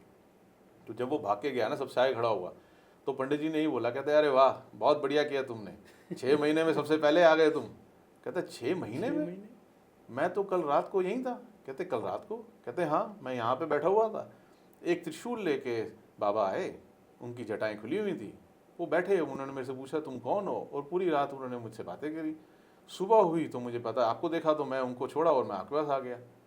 तो उन्होंने उसको बोला कि तुमने तो साक्षात शिव के दर्शन कर लिए, और आज तुमने एक रात में 6 महीने काट लिए। ये वो सीख है जो हमारे गुरुजी हमें हर बार कहते थे कि गुरुजी के साथ जब रहते हो ना, तो आपका जो माड़ा टाइम है, अगर उनकी रज़ा हो तो वो रात सुबह में ही काट दे, और अगर वो 6 महीने काटने भी पड़े तो वो अपने साथ रख के इस तरह से सत्संग सेवा सिमरन में आपको लेके जाते हैं, या वो भूल ही जाते हो कि ये मेरे पास ये प्रॉब्लम थी। आज मुझे जब सबसे ज़्यादा बड़ी प्रॉब्लम आई थी, जब गुरुजी ने मेरे साथ किया था, तो वो सत्संग है वैष्णो देवी का, ठीक है। मैं वो ज़रूर सुनाना चाहूँगा। तो गुरुजी की आज्ञा थी। गुरुजी ने मुझे एक बार घूम करके बोला था कि आने वाले 2 महीने तेरे बहुत माड़े ने, ऐसे तो सिर्फ तेनू तेरी माँ बचा सकती है। और ये मंदिर में आवाज़ आई थी। और उन्होंने 2 और आज्ञाएँ दी थी, जिसमें से एक के बारे में अब मैं बता सकता हूँ क्योंकि गुरुजी ने मुझे कहा था। पहली मैं अपनी बताऊँगा, फिर वो दूसरी भी। तीसरी की आज्ञा नहीं है, तो वो गुरुजी की मर्ज़ी। तो मैंने जो है ना उस दिन फिर मैंने अपनी मदर को फ़ोन करके बोला कि माँ मेरे को ऐसे प्रॉब्लम आने वाली है, तो मैं इसका क्या करूँ। तो उन्होंने बोला मैं प्रे कराऊंगी, अगर उन्होंने क्या है माँ करेगी। तो उन्होंने प्रे करी। नेक्स्ट डे मॉर्निंग हम लोग कहीं से जा रहे थे, तो वहाँ पे ना एक बिल्डर ने ना एक मंदिर को उखाड़ा था, तोड़ा नहीं था, उखाड़ा था बुलडोज़र चला के। और जो हनुमान जी की मूर्ति, हनुमान जी बहुत प्यारे मेरे को, तो हनुमान जी की जो मूर्ति थी ना वो एक गटर के पास फेंकी थी, जहाँ पे डॉग्स यूरिनेट कर रहे थे और लोग खड़े होकर यूरिनेट कर रहे गटर के पास।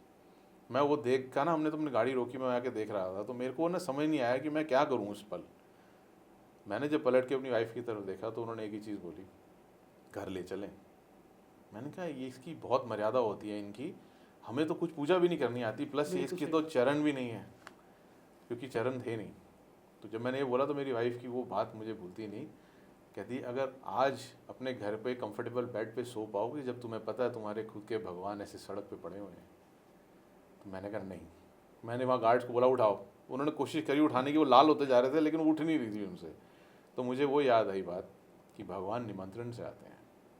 तो मैंने अपनी 2 उंगली पर्वत पे लगा के ये नाटक किया कि मैं उठा रहा हूँ, हालांकि मैंने सिर्फ टच करके बोला हनुमान जी घर चले। बस उन्होंने वो उठा ली, उठा के किसी तरीके से गाड़ी की बूट में जब रखी तो उल्टी रख दी, तो मुंह नीचे था। तो मैं उनको बोल रहा, मैंने कहा मुंह तुमने नीचे रख दिया, ये क्या तरीका होता है यार। तो उन्होंने कहा सर हम इसे हिला भी नहीं सकते। गाड़ी ली, हम वहाँ पे आए अपने टावर, मैं उड़ता हुआ ही आ रहा था कि नीचे कर दिया, ऐसे कर दिया। वहाँ पे भी 4 गार्डनर्स, उनमें से एक हनुमान भक्त था। तो उसने आते ही मैंने बोला, मैंने कहा ऐसे इनके चरण टूटे हैं प्लीज़ ये नहीं। वो कहते हैं प्रभु आए हैं। उन्होंने खोला और किसी तरीके से हंसते हंसते उठा के वो लेके जब जा रहे हैं ना, मैंने गया बाहर, मैंने वहाँ पे एक हाथ में 2 ईंटें उठाई और एक में एक, और ये बोला कि गुरु हनुमान जी मेरी इतनी हैसियत नहीं कि मैं आपको चरण दे सकूँ, अभी तो इनको ही अपने चरण मान के धारण कर लो। तो वो ईंट भी ऐसी थी दोनों की, उसकी शेप ऐसी थी कि जब उनको रखा और जब वो मूर्ति उस पर स्थापित करी तो बिल्कुल उसकी शेप की आ गई। ना वो लेफ्ट होती है ना राइट, वो बिल्कुल सीधी बैठती है।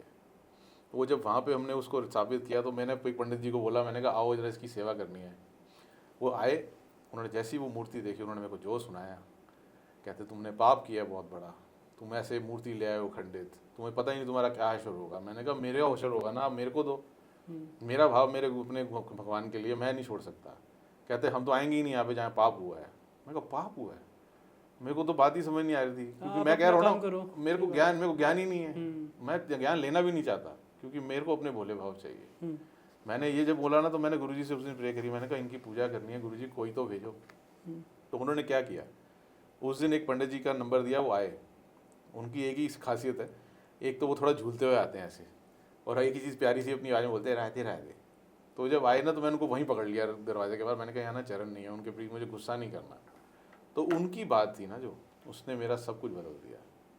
उन्होंने ये बोला कि अगर तुम्हारे एक परिवार के किसी सदस्य का हाथ टूट जाता है तो क्या जमुना में परवाते हो, बुखार हो जाता है तो घर से बाहर फेंक देते हो। ये भी प्रभु हैं, इनके अंदर भी जान है, ये तुम्हारे परिवार के सदस्य हैं, आओ इनको ठीक करें, प्यार दें। उन्होंने मुझे पूजा करना सिखाया उस पंडित जी ने। कितने प्यारे तरीके से उन्होंने बताया। देखो मैं उनको हमेशा कहता हूँ जब भी वो आते हैं ना हर ट्यूजडे, तो मैं कहता हूँ आपकी बात ना हर सत्संग में होती है, आपको पता है आप कितने फेमस हो, हंसते हैं अरे कोई नहीं प्रभु। तो हम लोग वो उनको जब करते हैं ना हर हफ्ते पूजा, तो मैं हमेशा गुरुजी का ही थैंक यू करता हूँ कि ये आपके ही दिए हुए भाव है जिन पे हम चलते हैं, नहीं तो हमें तो कुछ भी नहीं आता।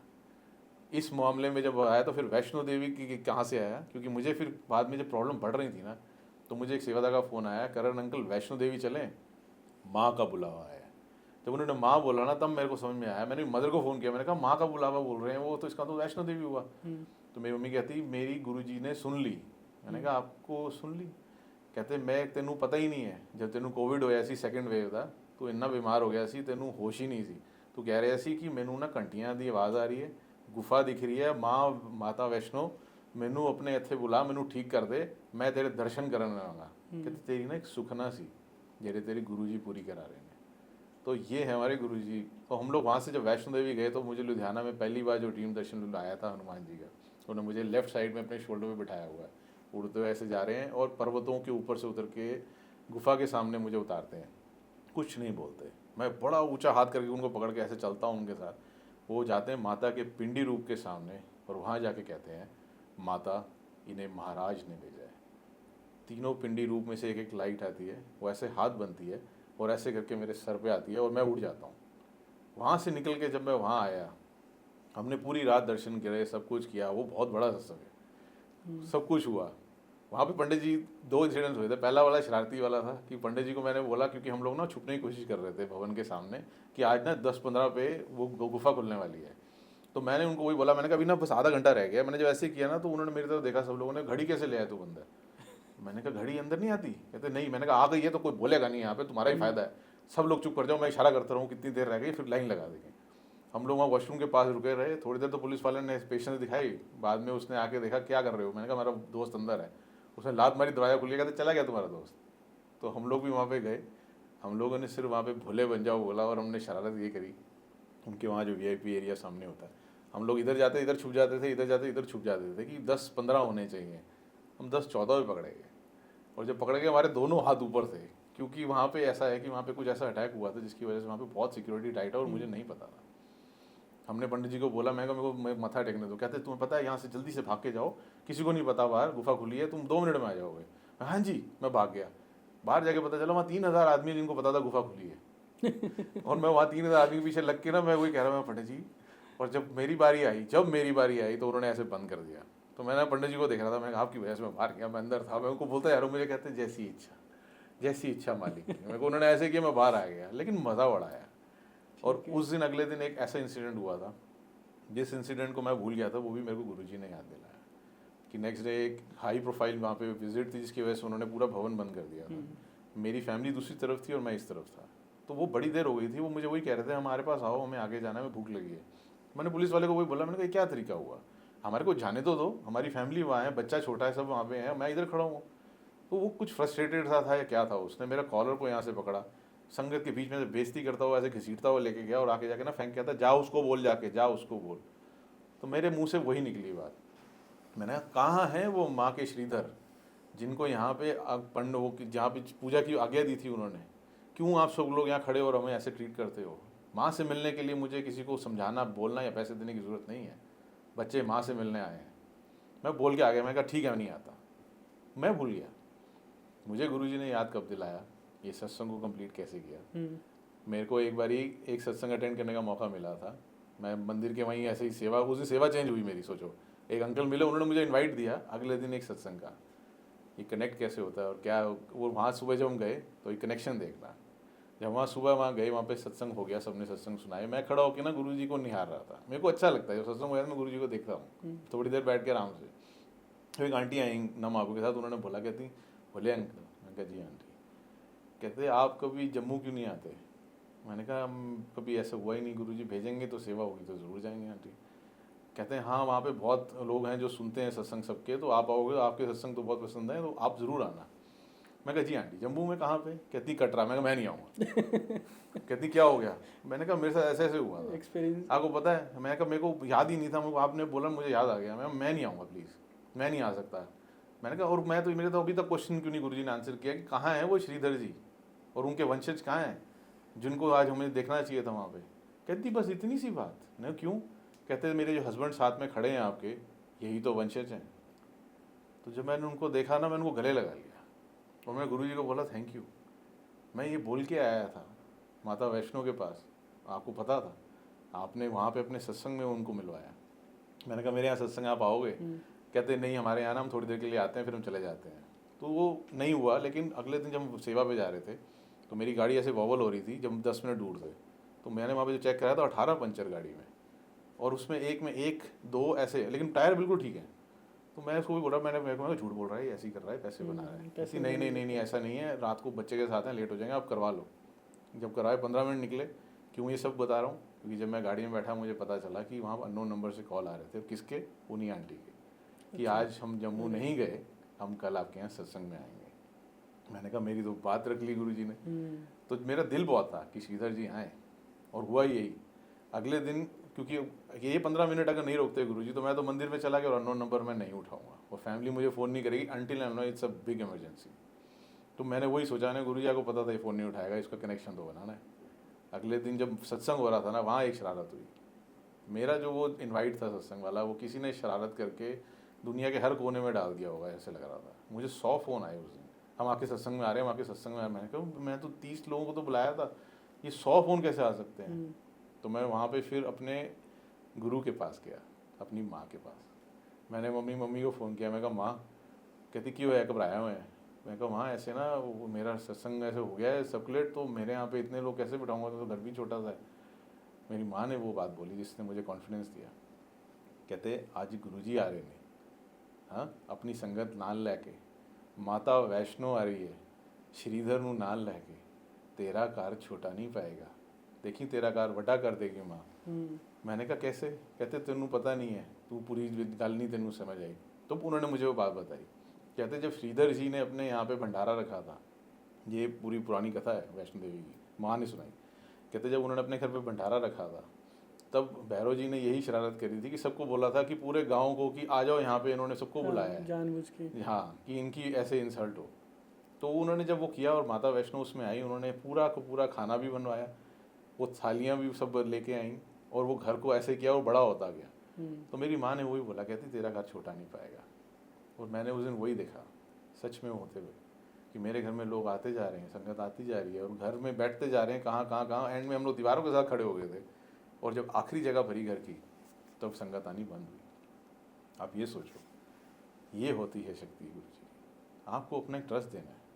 इसलिए मैं हमेशा बोलता हूँ कि मेरे जो माँ बाप हैं वो मेरे पहले गुरु हैं, क्योंकि जिन्होंने मुझे जीवन दान दिया, और एक बार नहीं बहुत बार दिया। ये मैंने अभी रिसेंटली बताया था, ये मेरे लिए बहुत अलग सी फीलिंग है शेयर करना हमेशा, कि जब 1984 के रॉइट्स हुए थे और मैं बहुत छोटा था, तो मेरे फादर ने एक डिसीजन मदर के साथ लिया कि इतनी ज़्यादा प्रॉब्लम बढ़ गई है। उन्होंने एक जैकेट पहनी, मुझे उस जैकेट में ऐसे डाला, वो जैकेट बंद करी, और कहा कि मैं सिर्फ एक को बचा सकता हूँ, तो मैं आज इसको बचाऊँगा। तो उन्होंने जब ये करना था, मेरी मम्मी ने यही बोला, आप इनू बचाओ, मैं अपना कर लाँगी। दोनों ने सेक्रीफाइस दिया। आप सोचो मेरे लिए कितनी बड़ी रिस्पॉन्सिबिलिटी है ये। हमारे माँ बाप हमारे लिए वो कर जाते हैं जो हमें पता भी नहीं है। मेरे फादर मेरे को एक सेफ जगह छोड़ के वापस आए, मेरी मदर को भी उन्होंने सेफली लिया और वहाँ लेके गए। वो इंसिडेंट जब मेरी मदर ने मेरे को बहुत टाइम पहले बताया था, मेरे को हमेशा याद रहता है। इसलिए मेरे शुक्राने में शुक्राना मेरा माँ बाप का पहले होता है, क्योंकि वो मेरे पहले गुरु हैं और हम सबके। बिल्कुल मैं हमेशा ये बोलता हूँ कि हम अपने माँ बाप को बहुत जल्दी जज करते हैं, ये सोच के कि नहीं ये इनको नहीं पता, ये क्या कर रहे हैं, पापा आपको तो कुछ नहीं आता। ये हम लोग लाड में बोलते हैं और कभी कभी बोल देते हैं, क्योंकि हम ज़्यादा पढ़े लिख गए हैं। सही आप ये सोचो जिस टाइम पे आप हो, जब आपके माँ बाप थे, अगर आज आप सीख रहे हो, आप कहते हो मैं तो आई एम लर्निंग, तो क्या वो लर्न नहीं कर रहे थे? क्या उस टाइम पे उन्होंने आपको बेस्ट टू बेस्ट लाइफ नहीं दी? क्या आप वो बेस्ट लाइफ अपने बच्चों को दे पा रहे हो विद कंफर्ट? कभी कभी नहीं भी दे पाते। तो समझो आपके माँ बाप भी वो ह्यूमन बींग्स हैं, आप भी हो, लेकिन वो तुम्हारे लिए वो हैं जो तुम्हारे लिए सब कुछ करने को तैयार है। मैं इसलिए अपने माँ बाप की बात बार बार इसलिए करता हूँ कि मैं बड़े सारे लोगों से देखता हूँ ना, वो अपने माँ बाप के साथ वो जुड़ के नहीं रहते, वो वाली बात नहीं, कनेक्शन नहीं बनाते। कहते हैं कि तुम्हें नहीं पता हमारे माँ बाप। हमें सबको सब ने पता होना चाहिए, सबके माँ बाप में प्यार ही है दिल में। बिल्कुल, अपने बच्चों के लिए तो हमेशा रहता ही है। और वो नानक सर वाली बात बता रहा था जो बोले अंकल भाई रह गई, वो ये थी कि मेरे फादर ने बताया कि तेनू पता है तू चुक गया है। मेरे को ऐसे उन्होंने एक दिन बोला, मैंने कहा चुक गया हूँ? कहते हैं नीवा होना और झुकने में बहुत फ़र्क होता है पुत्र, ठीक है, तू चुक गया है और मेरा पुत्र चुकदा नहीं। मैंने कहा पापा क्यों? कहते तू यही भूल गया है, तू कित्थों आया है, तू एक लेगेसी ऑफ सेवादार से आया है। मैंने कहा कैसे? कहते तेरे जेड़े परदादा जी ने सरदार करतार सिंह जी, कहते उन्होंने दे नाल की होया सी। मैंने कहा कि नानकसर गुरुद्वारा जो है वहाँ पे जो संत सुजान सिंह जी हैं, उन्होंने जैसे गुरुजी ने रघुवीर अंकल के साथ किया था, तभी रघुवीर अंकल को मैं हमेशा देखता हूँ ना, हमेशा कहता हूँ आई लव यू। उनको जब बोला था ना कि मैनू रघुवीर दे दे, तो मेरे घर वालों को ये बोला गया था वहाँ से, ऐ मैनू दे दे। वो हमेशा 24 घंटे उनके साथ रहते थे, सोते भी नहीं थे। जब उन्होंने बोलना ऐ करना है, चाहे वो 10 बार ही बोलें, वो 10 बार ही करते थे। उन्होंने वो सेवा भाव की वो डेफिनेशन दिखाई थी कि उनका नाम आज करोल बाग में जो नानकसर गुरुद्वारा है ना, जहाँ बेसमेंट में जाओ तो वहाँ पे लिखा होता है मेरा सबसे प्रमुख सेवादार सरदार करतार सिंह। तो मैंने ये रघुवीर अंकल को एक बार मिला तो मैंने उनको बताया, मैंने कहा आप बहुत सिमिलर हो मेरे दादाजी ग्रेट ग्रैंडफादर, उनको देखा नहीं, उनके जैसे लगते हो। मेरे फादर ने फोटोग्राफ दिखाई जब, तो मैंने उनको वही बोला, मैंने कहा आप उनके जैसे लगते हो। तो उन्होंने बड़े लाड में एक चीज़ बोली, तेरे ते बहुत बड़ी रिस्पॉन्सिबिलिटी है, किंज करेंगे। मैंने कहा ऐसा है कि अभी तक भी गुरुजी ने कराया है, आगे भी वही कराएंगे, मेरे में तो कुछ है ही नहीं। तो मैंने फादर को बोला, मैंने कहा हमारे जितने बड़े पूर्वज हैं सारे पितृ सारे, जिनको हम लोग याद भी नहीं करते, उनका शुक्राना भी करना चाहिए, बहुत जरूरी क्योंकि ये वो हैं हमारे बड़े जिनकी वजह से आज मैं यहाँ हूँ। अगर आप सोचो, आप हर मोमेंट याद करना, आपकी हर मोमेंट उनकी दी हुई है। अगर आप गुरुजी को सबसे ऊपर मानते हो तो उनके नीचे ये सब भी आए थे। तो इन्होंने मेरे जो ग्रेट ग्रैंडफादर ने, परदादा जी ने जो सेवा का बीज बोया था, आज शायद उसी का फल मैं ले पा रहा हूँ। ये आपके वाई का आंसर है, क्योंकि मैंने वाई का आंसर मेरे पास भी नहीं था कि गुरुजी मेरे को क्यों, आप मुझे क्यों ऐसे करते हो। तो क्योंकि मेरे में शायद कुछ नहीं, लेकिन मेरे परदादा जी, मेरे दादाजी, मेरे खानदान, सब लोगों के जो भाव है सेवा के तरफ, और जिस तरह से वो चलते हैं सबको प्यार देने के लिए। मेरी माँ, क्योंकि मेरी माँ को जब पूछा गया था ना बंटवारे में कि क्या चाहिए, तो उन्होंने वो मांगा था, हमारे यहाँ पे जो गुरु नानक देव जी का स्वरूप, मैनू ऐ दे दो। तो मैंने माँ को ये बोला था, मैं कहा माँ आपने उस दिन गुरु चुने ना, तो गुरु जी ने मुझे चुना। तो वो जो स्वरूप है ना, उसकी भी एक बैक स्टोरी है। वो 70 साल पुराना स्वरूप है।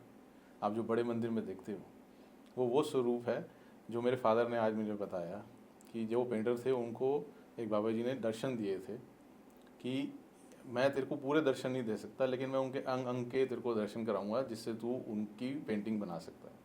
तो उन्होंने वो दर्शन लिए और वो पेंटिंग बनी 70 साल पहले, और उसकी कॉस्ट अगर आप सोचो तो अनमोल है। वो अनमोल है बिल्कुल। उस पेंटिंग की सबसे खास बात क्या है, जिसके लिए गुरुजी ने मुझे बोला था, क्योंकि जब वो पेंटिंग मैं देखता हूँ ना, चाहे आप लेफ्ट जाओ, चाहे आप राइट जाओ, चाहे आप नीचे हो जाओ, चाहे ऊपर चले जाओ, उनकी आंखें आपके साथ चलती हैं। वो साक्षात रूप में बैठे हैं वहाँ पे। तो वो लेगेसी जो है ना, वो लेके हम लोग अपने कंधों पे आए हैं, जो हमारे गुरुजी हमारे साथ हाथ पकड़ के आगे लेके जा रहे हैं, जिनको यही नहीं पता कि वो कौन है, लेकिन उनका एक भोला भाव है कि मेरे को मेरे गुरु को पाना है, चाहे उसके लिए मुझे कितने भी रीसेट लेने पड़े। अब नहीं लेने। मुझे वो लूडो याद आ जाती है। मुझे किसी ने बोला था, कहते 99 पे कट के नीचे आ जाते हैं हम। उस टाइम पे अगर 2 आ जाता तो क्या हो जाता। मैंने कहा वो 2 बताऊँ क्या है, वो तुम्हारा प्योर भाव। क्योंकि जब गुरु कहे ना कि की मंगदा है, तो सीधा बोलो गुरु जी आपको, की मंगदा है गुरु जी आपको, की मंगदा है गुरु जी आपको। जब आपका भाव ये होगा ना, तो आप शायद वो भी ले जाओगे जो आपकी किस्मत में नहीं है। अंकल जी, एक वो सेकंड पार्ट जो था वो सिस्टर वाला वो रह गया था। देखो ये ऐसी होता है ना, भाव में बह जाते हैं।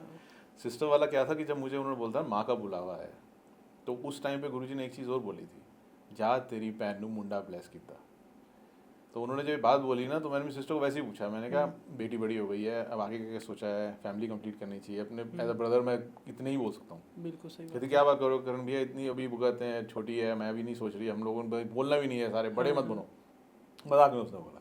तो मैं चुप हो गया। मैंने कहा गुरुजी ठीक है। मैं जब ये परेशानियों से निकल रहा था सारी, जब वैष्णो देवी गया, तब मैंने वहाँ पे एक बात बोली थी, मैंने गुरुजी अगर ये मेरा माड़ा टाइम है और इतनी मौज करा रहे हो इसमें, तो मुझे अच्छा टाइम ही नहीं चाहिए, अब मुझे डर लगने लग गया अच्छे टाइम से।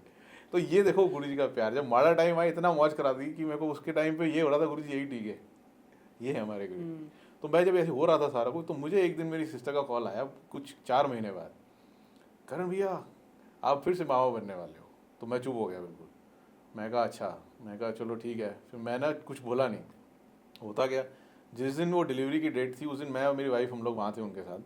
तो मैं सुबह सुबह वहाँ पे वॉक कर रहा था, बड़ा खुश हो गया। मैं कहा मुंडा होने वाला है, गुरुजी ने बोला है बढ़िया होना है सब कुछ। मेरे फादर मैंने बहुत टेंशन हो रही है, पहले तो मैंने आया 10 वो ठीक है, कुटी ठीक है, सब कुछ ठीक हो रहा है ऊपर। मैंने कहा टेंशन क्यों ले रहा, सब बढ़िया। कहते तू हंस रहे हैं, तेन समझ नहीं आ रही कितनी बड़ी प्रॉब्लम नहीं होती है, खुशी है, देखो तुसी की होता है। उतनी देर में उनको मेरे को भी मेरी वाइफ को फोन, मैंने काटो काटो। मैंने जैसे ही काटा ना, मेरी वाइफ कहती बेटा हुआ है। मैंने कहा अरे वाह। और गुरुजी ने वो मोमेंट उस बेटे के साथ क्यों इतनी डिवाइन थी। मैं जब ऊपर गया ना, तो जैसे ही वो नर्स उसको बाहर लेके आ रही थी, वो बाहर तो लेके आई, उसी वक्त कहती 1 मिनट रुको इसको पकड़ना। मैं आई, वो अंदर चली गई। वो एक मोमेंट थी फॉर 4-5 सेकेंड्स, जब कोई भी दुनिया का आदमी नहीं था उसके आसपास, और उसका पहला ह्यूमन कनेक्ट मैं बना। वो रो रहा था और मैंने उसको बोला ओए रोता क्यों है, मामू आए हैं। तो मैंने उसको बोला मामू आए हैं, तो वह है करते करते ना उनको देख के ना हंसने लग गया ऐसे टेढ़ी सी करके ना। तो मैं उसको देख के ना बड़ा प्यारा लगा मुझे। मैंने कहा तू गुरु था भेजा है। बिल्कुल। तब मैंने अपनी सिस्टर को बताया, मैंने कहा गुरुजी की ऐसे आवाज़ आई थी। और फिर इसकी आज्ञा गुरुजी ने मुझे रघुवीर अंकल के सत्संग में दी, उस दिन उन्होंने मेरे को थोड़ी हार्ड हिटिंग चीज़ दिखाई थी। जब मेरी आंखें बंद थी तो उन्होंने दिखाया कि मेरी सिस्टर को लेके जा रहे हैं हम लोग क्रीमेट करने के लिए। और वो मेरे लिए बहुत बड़ा शॉकिंग था, क्योंकि जब मैं ये कर रहा था आँख खोलने लगा तो उसी वक्त गुरुजी ने बोला, जब आँख खोलने लगा डर के, तो उन्होंने बोला, ऐ होना सी, ऐ हो गया सी। फिर जैसे करके नीचे हुए, फिर वो कहते कहते जा तेरी भैन न्यू लाइफ ब्लेस की थी। हम जिस सत्संग में जाते हैं ना, ये सोच के कि हम अपने लिए जा रहे हैं, वो जो कहते थे ना वो सही था कि आपके साथ आपके कौन से परिवार के कुल तर जाते हैं, बिन पाका सत्संग ना लबे। हर सत्संग में जाना एक आपके लिए गुरु जी का इनवाइट नहीं होता, वो आपको कुछ देना चाहते हैं या आपको वहाँ बैठा के सब्र सुनाना चाहते हैं। वो चाहिए आपके लिए हो या आपकी फैमिली में किसी भी मेंबर के लिए हो। हाँ, आप ये सोचो, उस सत्संग के बाद जो मेरी लाइफ में जो आया था ना ज़लज़ला, जिसको मैं बता नहीं सकता, क्योंकि मैं बैठा हुआ था और मेरे को सडनली एक ईमेल आई, आपका फ़ोन नंबर चेंज हो गया है। मैंने कोटक में, मैं तो जानता ही नहीं। फिर एक बार आई, ये इसमें आपका जो है मदर्स नेम ये है, 5 नेम ये है। मैं कहा ये क्या हो रहा है। मैंने वो नंबर देखा ना तो सडनली नंबर आया, तो मैंने फ़ोन किया उस पर। मैंने कहा भाई साहब ये आई थिंक इसमें करण जोहरा लिखा हुआ है, तो करण जोहरा मैं हूँ। कहता हाँ हाँ तू है ना करण जोहरा, 2 दिन पहले तेरी फाइल आई थी, मैंने सारे डॉक्यूमेंट बना लिए हैं, अब करण जोहरा मैं हूँ, अब तेरे नाम पे लोन मैं लूँगा। मैंने कहा क्या। उसने फ़ोन काट दिया। मेरे को समझ नहीं आया। आपको पता है उस टाइम ज़मीन निकल आती है आपके पैरों के नीचे से जब इतनी बड़ी बात होती है। मैं भागा उस बैंक की तरफ, वहाँ जाके मैंने ट्राई किया, कोई मानने को तैयार नहीं। एक मिला मुझे, उसने सीरियसली यही बोला, कहता हम चेक करते हैं। तो उसने चेक करके उस चीज़ को उसी वक्त रुकवाया और फिर ये बताया मुझे, आपकी फ़ाइल 1 नहीं 11 जगह लगी हुई है। अरे और वो करोड़ों में थी। मैंने कहा इतनी ज़्यादा। कहता आपको सब जगह भागना पड़ेगा, आप यहाँ एक जगह आए हो। मैं कितनी जगहों पे गया, फाइल क्लोज होते होते होते होते होते कि लोन डिस्बर्स ना हो जाए। अगर डिस्बर्स हो गया और मेरे को देना पड़ेगा तो मैं कहाँ से दूंगा। बिल्कुल सही बात। तो लास्ट जब मैं बैंक के पास पहुंचा, सेकंड लास्ट, वहाँ मैं बैठा हुआ था, तो वो मुझे बाद में कही जाए अभी तो प्रोसेस है, आगे होगा। मैंने कहा कल डिस्बर्स हो रहा है, मार दोगे मुझे ज़िंदगी में क्या। तो मेरे को जब ये हुआ ना, तो मैं उस दिन सारी दुनिया के कनेक्ट लगा चुका था। मैं बाहर आया और मैंने सूरज जी की तरफ देख के ना चिल्ला के बोला, मैं अकेला नहीं, मेरा गुरु मेरे साथ है। मैं अकेला नहीं, मेरा गुरु मेरे साथ है। मैंने आँख बंद करी, मैं जब चलने लगा मेरा फ़ोन वाइब्रेट हो रहा था। मैंने फ़ोन उठाया तो वो एक बैंक से था। मैंने कहा हाँ जी। कहते आपकी ना वो एक ईमेल मिली है। मैंने कहा सारी तो आपने क्लोज़ कर दी थी। कहता लेकिन एक नहीं हुई थी, वो मेरे पास आई है, हम आपको वो डॉक्यूमेंट्स भेज रहे हैं, take those printouts and submit in the nearest branch with your identity proofs, हम इसे क्लोज कर रहे हैं। मैंने कहा अच्छा। और अंदर गया तो उसने भी वही बोला, कहता सर हमें वो डॉक्यूमेंट मिल गए तो हम उसे भी क्लोज कर रहे हैं। तो मैंने बाहर आके ये बोला, मैंने कहा सिर्फ ये बोलना कि मैं अकेला नहीं, मेरा गुरु मेरे साथ है। यहाँ से जब फील करते हो तो वो भी दुनिया की ताकत भी कहते हैं ना, हटा के वो 2 सेकंड में उन्होंने मेरी सारी प्रॉब्लम सॉल्व कर दी। मैंने सारे लोन क्लोज करके सब कुछ किया, अभी भी वो चल रहा है, बट मेरे को उन्होंने उससे बाहर निकाल दिया। सोचो बचा कैसे, ये एक मिस्टेक से बचा। मुझे तो पता ही नहीं चलता मेरे नाम पे लोन है। वो क्लर्क से गुरुजी ने मिस्टेक कराई। उसने डालना था करण जोहरा आगे एक नंबर डाल के @gmail.com, और मेरा जो था वो नंबर के बिना कुछ और था, और उसने गलती से वो नंबर डाल के मुझे भेज दिया कि ये जीमेल पे चला जाएगा, और वो मेरा था जो एक्चुअल नंबर है। तो मैंने वहाँ से पकड़ना शुरू किया। अगर वो नहीं होता, मेरे गुरुजी वो नहीं करते, तो गलती उससे नहीं कराते, तो शायद मैं आज पकड़ नहीं पाता और आपके सामने भी नहीं होता। बिल्कुल सही। क्योंकि ज़िंदगी कुछ और हो सकती है, कुछ और हो सकती है। सब संगत का प्यार मिलता है। प्यार पे बताता हूँ, प्यार पे तो रिसेंटली बड़ा क्यूट सा हुआ। मैं अपने ऑफिस में चल रहा था तो मुझे ना एक छोटे से बच्चे की आवाज़ आई, पोले अंकल। मैं पोले अंकल, मैं पलट के देखा वो छोटा सा बच्चा था। तो मैंने उसको देख के बोला, मैंने कहा अरे, तो उसकी मम्मी बोला ये आपको सुनता है। मैंने कहा ये सुनता है। मैं बैठा, मैंने कहा आप क्या सुनते हो, क्या अच्छा लगता है। मैंने ऐसे प्यार से पूछा, तो उसने अपनी तोतली आवाज़ में बड़ा प्यारा सा बोला, चंग चला की चलो पोले बन जाओ। उसने ऐसे करके हाथ किया ना, मैंने कहा अरे यार। मैंने कहा देखो शायद हमारे में कुछ नहीं, गुरुजी हमारा हाथ थाम के हमें सिखा रहे हैं। शायद हमारा भाव इतना प्यार हो सकता है, सच्चा हो सकता है कि इतना छोटा बच्चा भी हमारे में अपनी बात को ले पा रहा है। मैं ऐसे ही कहीं पे गया था नितिन सदाना जी के यहाँ पे, तो वहाँ पे क्या हुआ कि वहाँ पे एक बच्चा बैठा हुआ था, मतलब अच्छी एज का था, थोड़ा सा मतलब कहते हैं ना सीधे होते हैं जो, बड़े प्योर होते हैं।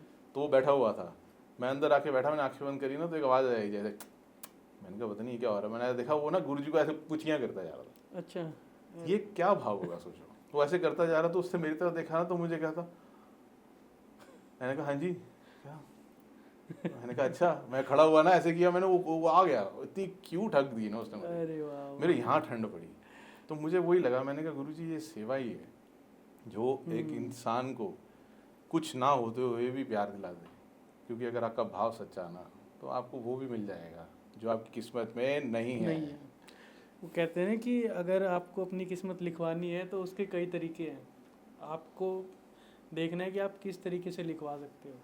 तो ये गुरु का दरबार है जहाँ पे हम अपनी किस्मत खुद लिखवाने जाते हैं, और ये आपका भाव है कि आप किस तरीके से लिखवाओगे। वही है ना, वो कहते होते हैं मेरा गुरु सब कुछ कर सकता है, बस ओहदे थ्रू करान दी ताकत तेरे च होनी चाहिए। बिल्कुल सही बात है। मेरे में नहीं। अच्छा, एक अंकल आपका वॉच का एक सत्संग था, थोड़ा कट शॉर्ट में आप थोड़ा हमें वो जरूर वो बताओ। वॉच वाला हर ना बार बड़ा रह जाता है वो। हर बार रह जाता है। उसमें हुआ क्या था कि ये वॉच है, पहले तो ठीक है। ये वॉच है, ठीक है। और ये कैसे आई मेरे पास? हुआ क्या था कि मेरे को ये वॉच बहुत पसंद है, थी, अभी भी है, अब तो बहुत पसंद है। हाँ। तो मैं इसको हमेशा ना जाके ना देखता था एक वेबसाइट पे कंपनी की, और मैं हमेशा उसको देखता ही रहता था। तो मैंने मैनिफेस्ट बोलो क्या बोलो मुझे नहीं पता, मैंने उसको ना बस कार्ट में ऐड कर लिया, और कार्ट में ऐड करके छोड़ दिया। इतने भी नहीं थे, मैंने कहा इसको कहाँ लूँगा, ये लूँगा घर बिक जाएगा। तो मैं बस उसको छोड़ दिया। मैं उसकी रेप्लिका ले ली मैंने अमेज़ोन से 225 रुपये की। ठीक है। वो पहन के मैं मंदिर आया, मैं ऐसे रख के खड़ा हुआ बात कर रहा, तो किसी को घड़ियों की पहचान थी। उसने सीधा बोला इधर इधर कोने में लेके गया, ये क्या पहन के घूम रहा है? मैंने कहा घड़ी है, कितनी सुंदर घड़ी है, देख रहा कि कितनी महंगी घड़ी है, वैसे करके ना हंस रहा उसके साथ। कहता चुप कर जा, कितने की बता? मैं कहा 225 रुपये। कहता 225 की पहनने की औकात हो गई है तेरी, गुरुजी से क्यों नहीं मांगता? मैंने कहा मैं नहीं मांगूंगा उनसे, मैं क्यों मांगूँ? मैंने कहा मुझे नहीं मांगनी घड़ी, ये मेरी जिद थी। वो मेरे को ना उस दिन इतना छेड़ा उसने, वो जब जाए ना मेरे को पीछे से चूंटी काट के 225 रुपये 225 रुपये कर दे। तो मेरे को पता नहीं क्या हुआ, वो स्पिक ऑफ द मोमेंट मैंने एकदम से ऐसे ऊपर देखा, गुरुजी को बोला, मैंने कहा ये क्या है, मैं 225 रुपये की घड़ी पहन के घूमूंगा? अब मैं छोड़ो यार, मैं बोल के आ गया। अगले दिन ऑफिस में बैठा हो तो मेरी वाइफ का फ़ोन आया, आपने घड़ी ऑर्डर करी है? मैंने कौन सी घड़ी? कहती ये घड़ी लेके आए हैं, एक डब्बा है, उसके ऊपर रिबन लगा हुआ है, गिफ्ट पैक होके आई है। मैं कहा लेना मत उससे, ये स्कैम होते हैं, ये दे देंगे फिर पैसे मांगेंगे, हम कहाँ से देंगे? कहती कौन से पैसे मांगने हैं, वो तो चला भी गया। मैं कहा चला गया, बिल कितने का है? कहती 0। मैं कहा पागल है, 0 का कैसे हो सकता है यार? कहती दिखाओ। उसने जब मेरे को बताया तो मैंने देखा, मैं कही तो 0 है। और मैं घर आया, मैंने सोचा, मैं तब तक खोली घड़ी और ये घड़ी निकली। बिल्कुल। मैंने सडनली फिर उनको फ़ोन किया उस कंपनी को, मैंने कहा ये कैसे आपने मुझे भेजी? I have not paid for it and why it's 0? कहते द थिंग हैपन वॉज कि ब्लैक फ्राइडे सेल आई, इसकी घड़ी का कॉस्ट कम हुआ, एंड रात को 12 बजे, ये अगले दिन की बात है सेवा की, रात को 12 बजे आपके अकाउंट में सडनली बहुत मेजर पॉइंट्स जो हैं ऐड हुए हैं, which was equal to the cost of this watch. वो रिडीम हुए and as a good faith हमने वो भेज दिए। बट आपने तो वो कार्ट में डाली थी ना? हाँ, ऑर्डर भी नहीं की थी। ऑर्डर भी नहीं, as a good faith they have sent it कि ठीक है। तो मैंने उसको बोला, मैंने कहा ये पॉइंट्स आए कहाँ से हैं? कहती यही नहीं समझ में आ रहा, क्योंकि इसमें ना आपके पॉइंट दिख रहे हैं, लेकिन कहाँ से आए हैं ये हमारे इस सिस्टम में ट्रैक ही नहीं हो रहा है। तो मैं वही सोचा कि इतनी बड़ी कंपनी के पास ट्रैक नहीं हो रहा है। मैंने फ़ोन बंद करके अपने फादर को फ़ोन किया, क्योंकि सत्संग ये नहीं है मेरी घड़ी आई। मैंने फ़ोन किया अपने फादर को, मैं पापा मेरे को घड़ी मिल गई, गुरुजी ने दी, देखो कितनी अच्छी घड़ी है, ये वो। मेरे फादर ने सिर्फ एक लाइन बोली, चंगा हो गया तेनू गुरुजी ने घड़ी दी थी, मैं तो तेनू राडो गिफ्ट करने लगे ऐसी। मैं कहा राडो? मेरी बात सुनो, उन्होंने फ़ोन काट दिया। मैं गई राडो। मैं कहा गुरुजी आप मुझे राडो दे रहे थे। फिर मेरा भाव बदला, मैंने कहा ये उस किसी भी घड़ी से बहुत अनमोल है, क्योंकि शायद मैंने अपने भाव से मांगी और गुरुजी आपने दे दी। शायद मैं इसके लायक नहीं था, लेकिन फिर भी आपने मुझे दे दी। तो मैं जब भी कहीं जाता हूँ ना, बड़ी रेयर कंडीशन में ये पहनता हूँ, क्योंकि मेरे को बड़ा लाड आता है जब मैं पहनता हूँ ना कि गुरुजी ये आपने दिए। यही हमारी किस्मत है, यही हमारी सब कुछ है। हम जब गुरुजी के सामने खड़े होते हैं ना, हमारे को यही देखना है। मैं तो मांगता नहीं। अब मैंने जैसे बताया था, मैंने अपनी मदर के बारे में मांगा था, उनको शुगर थी, तो अगले दिन वो ठीक तो हो गई, लेकिन मेरे दिल में वही आया, मैंने कहा मेरे गुरु ने अपने ऊपर ले लिया। अपने ऊपर ले लिया। तो जिस गुरु को हम सुई नहीं चुबाते ना, या देख नहीं सकते हल्का सा भी, उनको कैसे हम अपना गम दे के चले जाए? मैं इसलिए अपने किसी भी गम को इतना बड़ा नहीं मानता कि मैं अपने गुरु तक लेके जाऊँ। मैं सिर्फ कोशिश करता हूँ मेरे मुंह से ये ना निकले गुरु जी ये क्यों। मैं हमेशा ये कोशिश करता हूँ गुरु जी कोई नहीं, क्योंकि मेरे को पता है हर चीज़ के पीछे उनकी प्लानिंग है। आज जो परेशानी है वो कल एक बहुत बड़ी सीख बन के आपके सामने आएगी, तब आप सिर्फ शुक्राना करोगे, तब फिर अपना मुँह छुपाओगे गुरु जी के सामने कि सॉरी गुरु जी उस दिन डांट दिया, बोल दिया, गुस्सा कर दिया। ठीक है, हम लोग ह्यूमंस हैं, हम लोग करते हैं सारा कुछ, लेकिन अपने गुरु पे भरोसा रखो। बिल्कुल सही बात है। सो अंकल जी, गुरु पूर्णिमा आ रही है, इतना अच्छा दिन आने वाला है जिससे हम अपने गुरु से और ज़्यादा कनेक्ट हो पाएंगे। ओके। तो उसके लिए आप क्या मैसेज देना चाहोगे सभी संगत को? गुरु पूर्णिमा एक ऐसा दिन है, गुरु जी के मुख की बात है ये, कि उन्होंने क्या बोला था। उनके टाइम पे कितने फंक्शन होते थे? शिवरात्रि, बैसाखी, 7 जुलाई, गुरु पूर्णिमा और न्यू ईयर। वो 5 जो है ना, गुरु जी की 5 की जो है ये हथेली, वो जो है ना सारे मेन फंक्शन जिसको हम कहते हैं, इतने सालों से देखते आए हैं। तो हमारे लिए गुरु पूर्णिमा एक बहुत बड़ा चाव का दिन है। वो गुरु के लिए होता है ना, जैसे ये हमारा शुक्राना है हमारे गुरु के लिए। वो दिन ही एक अलग चीज़, वो गुरु जी को डेडिकेटेड होता है। तो उस दिन वो भाव अलग होता है। तो वहाँ जब बड़े मंदिर में आते हैं ना, या आओ, तो सिर्फ और सिर्फ अपने गुरु जी के लिए आओ। तुम मेरे को ये नहीं कहना मुझे ये चाहिए, मुझे वो चाहिए। तुम्हें क्या लगता है गुरु जी को पता नहीं तुम्हारे बारे में? सही बात है। आज इस मोमेंट पे, इस सेकंड पे आपके और मेरे साथ गुरु जी नहीं है। वो हर पल आपके साथ, आपकी हर वाणी सुनते हैं। इसलिए ध्यान रखो, जब तुम अच्छा करते हो हंसते हैं ना, तुम्हारे माड़े पे भी तुम्हारे को देखते हैं। इसलिए जब ये मान लोगे ना कि मेरे गुरु जी मेरे अंग संग हमेशा हैं, कभी माड़ा नहीं करोगे। मुंह से माड़ा वर्ड नहीं निकलेगा कि मेरे गुरु जी देख रहे हैं, मैं कैसे बोल सकता हूँ या बोल सकती हूँ। बिल्कुल सही। ये बहुत बड़ी सीख है। इसलिए गुरु पूर्णिमा में अपने गुरु जी के पास, बड़े मंदिर और हर सत्संग में जहाँ मौका मिलता है ज़रूर जाओ, क्योंकि ये वो चाव का दिन है जो अपने गुरु जी को डेडिकेट करते हैं। तो इसके लिए हमें गुरु जी के पास जाना है, मिलना है, उनको याद करना है सारा दिन, क्योंकि गुरु हमारे सब में बसता है। इसलिए हमारे गुरु जी जो है ना, उन्हीं के साथ हमने चलना है और उनको उस दिन ज़रूर मिलना है। बहुत बड़ा दिन है। बिल्कुल सही बात है।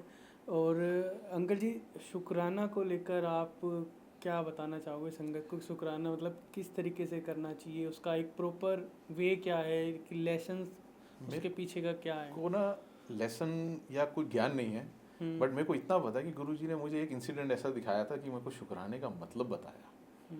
मैं एक बार अपने ऑफिस से ना दूसरे ऑफिस में जा रहा था, ये 2 महीने पुरानी बात है, मतलब 48 डिग्रीज होंगे जब, 48 46 जो भी चल रहा था। ठीक है। इतनी गर्मी थी।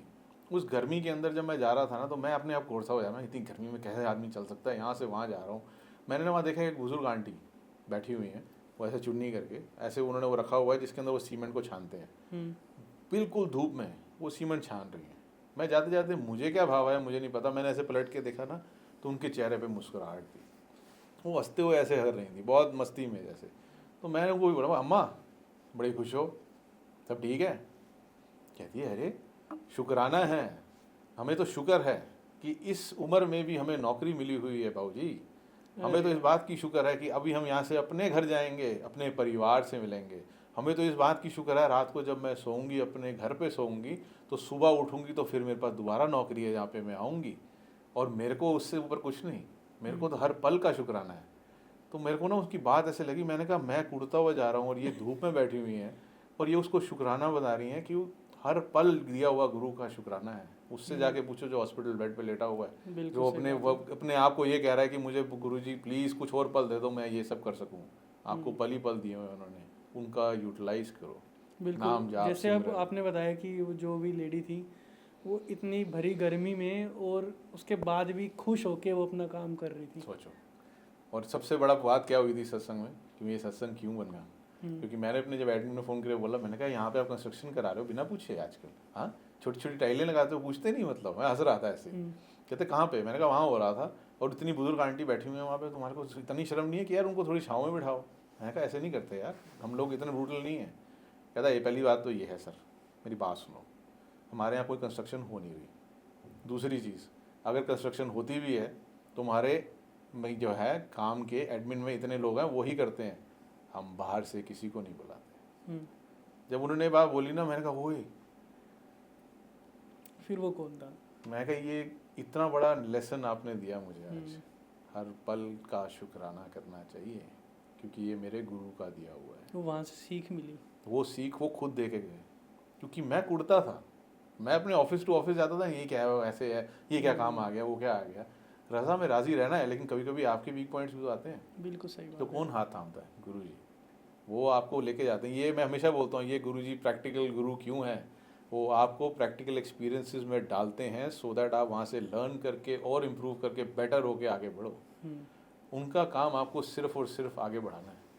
पीछे तो उन्होंने आज तक किसी को भी नहीं किया। पूरी दुनिया जो उनकी संगत है आप देख लो, किसी को पीछे किया? किसी को नहीं। किसी को नहीं अगर किया, किसी को आगे रोका बढ़े है कुछ ना कुछ। तो सिर्फ उस पल के लिए कि जब उसका असली पल आए। उनको भी तो पता है। अभी मेरे को उस दिन दीपक के लिए बड़ी प्यारी बात जल्दी से बताता हूँ कि किसी के यहाँ पर वो जब यमराज आए, उन्होंने बोला कि इसको लेके जाना है। कहते हैं कि इसको नहीं लेके जाना, मेरा वक्त है। कहते क्यों? कहते लेकिन जब तक ये मुझे दिख रहा है और मैं इसे ढूंढ पा रहा हूँ, मैं इसे ले जाऊँगा। तो गुरुजी ने उसको इतनी माचिस की डिब्बी जैसा करके अपने हाथ में थाम लिया और ऐसे रख लिया। कहते अब नहीं मिलेगा। तो वो कहता ओके, वो चला गया और फिर उन्होंने उसको छोड़ दिया। ये बात उसने उस संगत ने ड्रीम में देखी थी और ये दीपक गिल का सत्संग है। सॉरी मैंने थोड़ा सा चुराया है, आई अपोलोजाइज टू हिम, बट ये भाव के लिए है कि बिल्कुल। जिस गुरुजी ने तुम्हें रोका है ना, छुपाया है, कुछ टाइम के लिए रखा हुआ है कहीं पर छुपा के, तो ये समझ लेना कि वो बड़ी सी प्रॉब्लम जो तुम्हारे आसपास घूम रही है, जो तुम्हें नहीं दिख रही उनको दिख रही है, उससे छुपा रहे हैं ताकि कल जब वो प्रॉब्लम तुम्हारे सामने से हट जाए तो तुम वहाँ से बाहर आ जाओ। ये चीज़ जो है ना, हमने सब ने देखी है।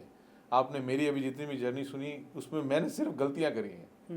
मैं हमेशा कहता हूँ आप लोग मुझे प्यार देते हो, बहुत अच्छी बात है, लेकिन मैंने अपने गुरु के सामने सिर्फ गलतियाँ करी है और उनसे सीखा है। लेकिन वो सीख करनी बहुत ज़रूरी है। इसलिए मैं अपने ऑर्गेनाइजेशन हर कहीं पे सेवा में भी मैं ये पूछता हूँ। वो जो मुझे कहते हैं ना कि अच्छा, मैंने कहा मेरे को प्लीज़ फीडबैक चाहिए। कहते क्यों? मैंने कहा क्योंकि जब तक मैं अपनी गलतियों को एक्सेप्ट करना नहीं सीखूंगा, मैं इम्प्रूव कैसे करूँगा। ये ईगो को मारने का सबसे बड़ा रामबाण है कि सबसे पहले अपनी गलती समझो कि मैंने यहाँ गलती करी, मुझे ये नहीं करनी। जब वहाँ से सीखोगे तो कहाँ के कहाँ चले जाओगे पता भी नहीं चलेगा। अब ये हमारे वर्ड्स जो हम लोग कहते हैं, इसके ऊपर एक छोटा सा आपको स्टोरी बताता हूँ। एक बच्चे को एक बार एक होमवर्क मिला, आपने 50 लोगों को हक करना है और ये बोलना है सब कुछ ठीक हो जाएगा, भगवान तुम्हारे साथ है। तो उसके फादर ने कहा कि एक दिन में करना है, चल ऐसा कर मॉल चलते हैं, एक दिन में जल्दी से सारा करके आ जाएंगे। वो सारे बच्चों से सबसे मिल रहा था, लेकिन 49 हो गए, एक रह गया। कहता पापा आप क्या करें? कहते चलो घर चलते हैं। रास्ते में पता नहीं बच्चे को क्या हुआ, कहता ये जो कॉर्नर वाला घर है यहाँ रोकना। कहते ठीक है। वो गया, बेल बजाई, एक आंटी आई, उसने हक करके उनको कुछ बोला और वो रोना शुरू हो गई आंटी। तो उसके फादर को लगा पता नहीं इसने कुछ गलत तो नहीं बोल दिया, इसके वजह रो रही है। तो ये भाग के गया। कहता मैम एनी प्रॉब्लम? कहती यू नो व्हाट हैपन। ये बच्चा जो है ये कब आया मेरे पास? तब जब ये पीछे जो फांसी का फंदा है ना, मैं लगाने वाली थी। क्यों? क्योंकि मेरे जो हस्बैंड है वो कुछ टाइम पहले एक्सपायर हुए, पैसे ख़त्म हो गए, ज़िंदगी में कुछ नहीं रहा। तो मैंने कहा मैं क्यों ऐसी ज़िंदगी जीऊँ, मैं ख़त्म कर देती हूँ। जब मैंने ये थॉट लेके आई और फांसी के फंदे की तरफ गई तो बेल बजी और इसने मुझे आके क्या बोला, सब्र रखो, सब कुछ ठीक हो जाएगा, भगवान तुम्हारे साथ है। मुझे वो आस मिली कि नहीं, मुझे भगवान का मैसेज आया है, आज से मैं ज़िंदगी जीना शुरू करूँगी, मैं डर के नहीं रहूँगी। ये मेरे लिए, ये उनके लिए नहीं, हम सब के लिए है। हम सब के लिए है। ये मैसेज नहीं है, ये वो बात है जो हमें सीखनी है, हमें अपने अंदर धारण करनी है कि हम जो है अपने गुरु पर इतना भरोसा रखें कि हमें पता है कि वो हमारे साथ हमेशा है। हमें सब्र रखना है, हमारा वक्त ज़रूर आएगा और आता है। बस उससे पहले इम्पेशेंट होकर ये मत करना कि 99 पे कट के नीचे आ जाओ। ये लूडो का सबसे बड़ा रूल है। हमें बड़ा मजा आता है, हम 6-6, 5-5, 6-6 करते ऊपर चले जाते हैं, और जब 99 से कटते हैं और जो 1 से चला होता है ना, वो हमसे पहले पहुंच जाता है। उसकी और इसमें गलती क्या है? उसने अपना विश्वास अपने गुरु पे बनाया कि मेरे को उन्होंने ही तारना है। उसने कहा मैंने जल्दी करना है, तो वक्त आएगा, सबका आएगा और आता है। मैंने अपनी ज़िंदगी में यही सीखा है इनके साथ रह के, और अभी सीखना तो बहुत है, अभी तो शुरुआत हुई है। और भोले अंकल जी में ये भी एक खास बात मेरे को लगती है कि इनको जो भी चीज़ें पता चलती है, कुछ भी इनके साथ होता है, वो सडन लाइव आके या कुछ भी जैसे तैसे करके वो अपना रिकॉर्ड करके, जहाँ जैसे फ्रेम में बैठे हैं सिंपल तरीके से अपने करके, लो भाई आप सब भी अपने साथ बांटो, सबके साथ बांट देते हैं फटाक से। तो ये अच्छा लगता है। आप भी कितना कुछ बांटते हो, आपको पता है। आपके यहाँ पे मैंने अभी एक आंटी का सत्संग सुना था, ईशा आंटी। उनका सत्संग ना उस दिन आया मेरे पास जिस दिन मैं बड़ा डल था। उनकी चुलबुलापन, उनका वो जो खुश होकर अपने गुरुजी का लाड दिखाना और ये बोलना मैं गुरुजी से, ये मैं बहुत खुश, मेरे गुरुजी सब कुछ कर सकते हैं। उन्होंने एक अलग सी ना, एक वो कहते हैं ना पॉजिटिव वाइब फेंकनी शुरू करी मेरी तरफ। मैंने वो देख रहा था, आप दोनों को बैठे, मैंने इनको आपको उसी वक्त कॉन्ग्रेचुलेशन वाला मैसेज किया था। मैंने कहा मज़ा आ गया। क्यों? गुरुजी का गुणगान करने का तरीका ये नहीं है कि हम सीरियस हैं, हम बताएं, हम परेशान हैं, हम ठीक है, हम खुश होकर भी बता सकते हैं। बिल्कुल सही बात। उन्होंने वो उस दिन बड़ा कुछ बताया गुरुजी के बारे में, अपने एक्सपीरियंसेस, हमने बहुत कुछ सीखा। तो उसका थैंक यू आपका है, क्योंकि मैं आपके यहाँ पे जितने भी इतने सारे देखता हूँ, why your channel name is divine सेवा शो, बिकॉज वो सेवा जो है ना, वो यहाँ से आप करते हो और यहाँ से दिखती भी है, इसलिए हमारे भी दिल में छूती है। बिल्कुल सही बात है। और मेरे तरफ से जो इसका शुक्राना है वो सब मालिक का है, वो तो मेरा मालिक ही कुछ चला है रहे नहीं इसमें। आए। और जो उनके जो भाव थे ना, उन्होंने मतलब इस तरीके से अपना सत्संग सुनाने की कोशिश करी कि जो भी चीज़ है ना वो मैं एक एज ए प्रूफ के साथ बताऊं संगत को, ताकि किसी को भी वहम ना रहे। और इनफैक्ट कई लोगों ने ना वीडियो में भी जब बाद में जब मेरे पास कॉल आए तो उन्होंने बताया कि मज़े आ गए और कई डाउट थे उनके वो सारे उनके सॉर्ट आउट हुए और बड़ा अच्छा लगा सबको। मैं आपसे 30 सेकंड लूंगा प्रूफ पे। हम्म। मेरे को जब कोई कहता है ना ये ठीक नहीं बोलता या कुछ भी है, तो गुरुजी ना हर सत्संग में मेरे साथ एक प्रूफ जरूर रखते हैं। बस मेरे को दिखाने का मन इसलिए नहीं करता कि मैं अपने गुरु को प्रूफ नहीं कर सकता कि उन्होंने बिल्कुल ये सही दिया बात है। है। अभी मैं एक जल्दी से एक छोटा सा बताऊंगा। अभी रिसेंटली मेरे को दीपक अंकल ने कहा कि आज हम सत्संग में जा रहे हैं। एक सत्संग बोलते ही चार चढ़ जाता है, तो मैं जैसे था वैसे बैठ गया। जब मैं वहाँ गया ना उस घर को देख के ना मैं एकदम से हैरान सा हो रहा था। तो उन्होंने कहा क्या हो गया? मैंने कहा इस घर में ना हम ऐसे जाएंगे, इधर जाएंगे, स्टेयर ऐसे है, इधर रूम है ऐसे है, इधर किचन है। कहते आप आ चुके हो यहाँ पे? मैंने कहा हाँ 26 साल पहले। कहते 26 साल पहले? मैंने कहा ये मुझे गुरुजी ने ड्रीम दिखाई थी 26 साल पहले, जिसको मैं अपना ड्रीम हाउस कहता था। मैंने उसकी ड्राइंग बनाई है, मैं ड्राइंग भी आपसे शेयर करूँगा। ठीक है। उसके अंदर ड्राइववे था, इधर गाड़ी है, इधर लॉन है, और उधर एक स्वरूप बनाया मैंने गुरुजी का 26 साल पहले, वो येलो चोले वाला जिसमें ऐसे खड़े बैठे हैं गुरुजी। और आप बिलीव करेंगे जब हम वहाँ गए तो सेम टू सेम वही स्वरूप वहीं लगा हुआ था। और हम लोग देख के इसलिए हैरान हो रहे थे क्योंकि इतनी डिटेल, उनकी जो लाइट्स हैं, उनका जो वो है। और जब वहाँ गए ना तो वो घर किसका था उन्होंने मुझे बाद में बताया। वो बिरजू महाराज जी जो लेजेंड है कथक डांस, उनकी फैमिली का घर था, वहाँ सत्संग था।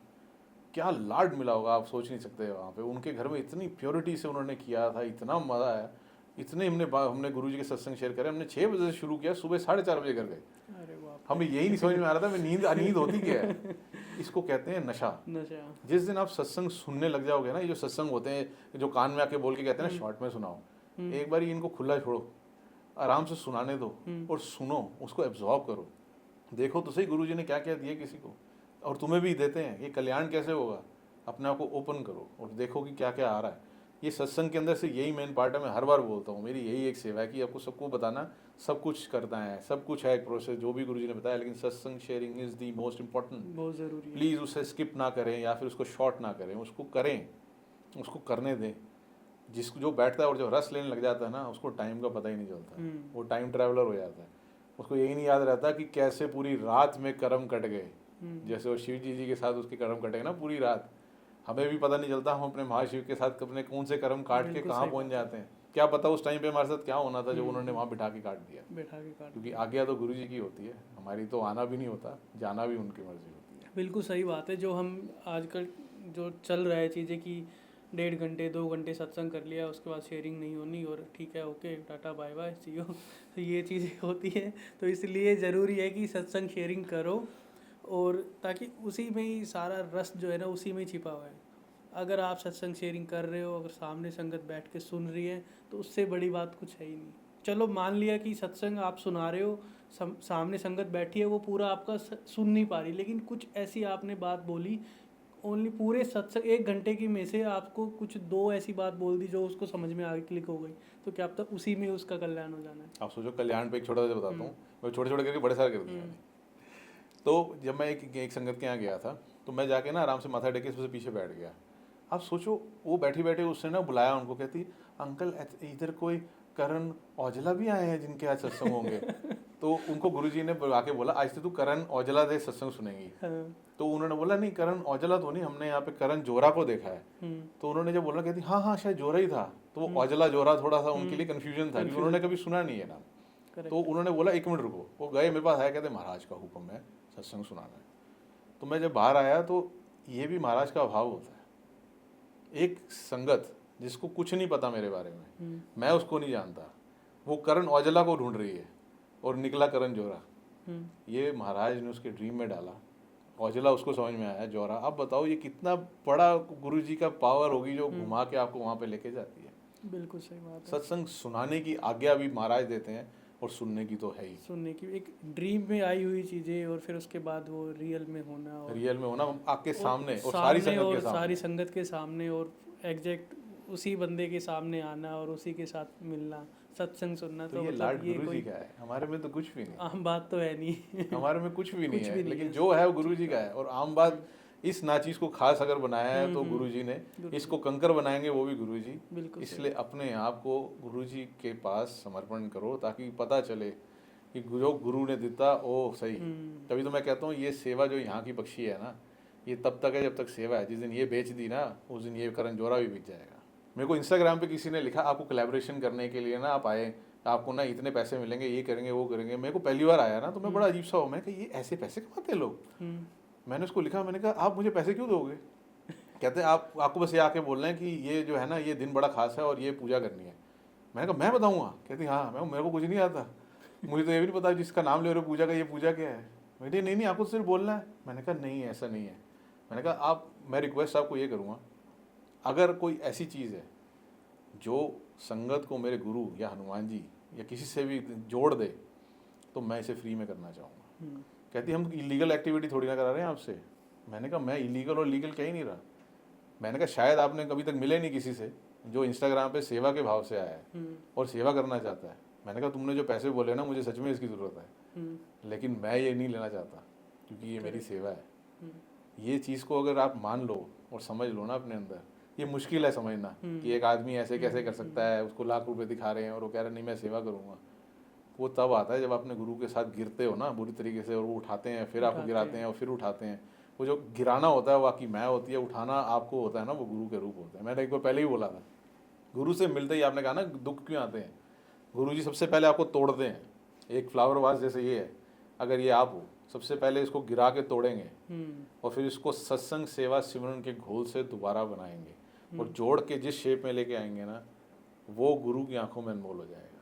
वो प्रोसेस को हम नहीं हैंडल कर पाते। सत्संग सेवा सिमरन ये तीन चीज़ों से जुड़ो तो सही, वो घोल बनेगा, वो तुम्हें जोड़ेगा और तुम्हें एक अलग इंसान बना के गुरु के सामने लेके आएगा। बिल्कुल। अच्छा अंकल जी, जो ये नेगेटिव मैसेजेस आते हैं जो सोशल मीडिया पे बच्चे से रिलेटेड हो गए या फिर अपनी फैमिली मेम्बर से, तो उनके बारे में आप क्या कहना चाहोगे? ये बहुत डिस्टर्बिंग है।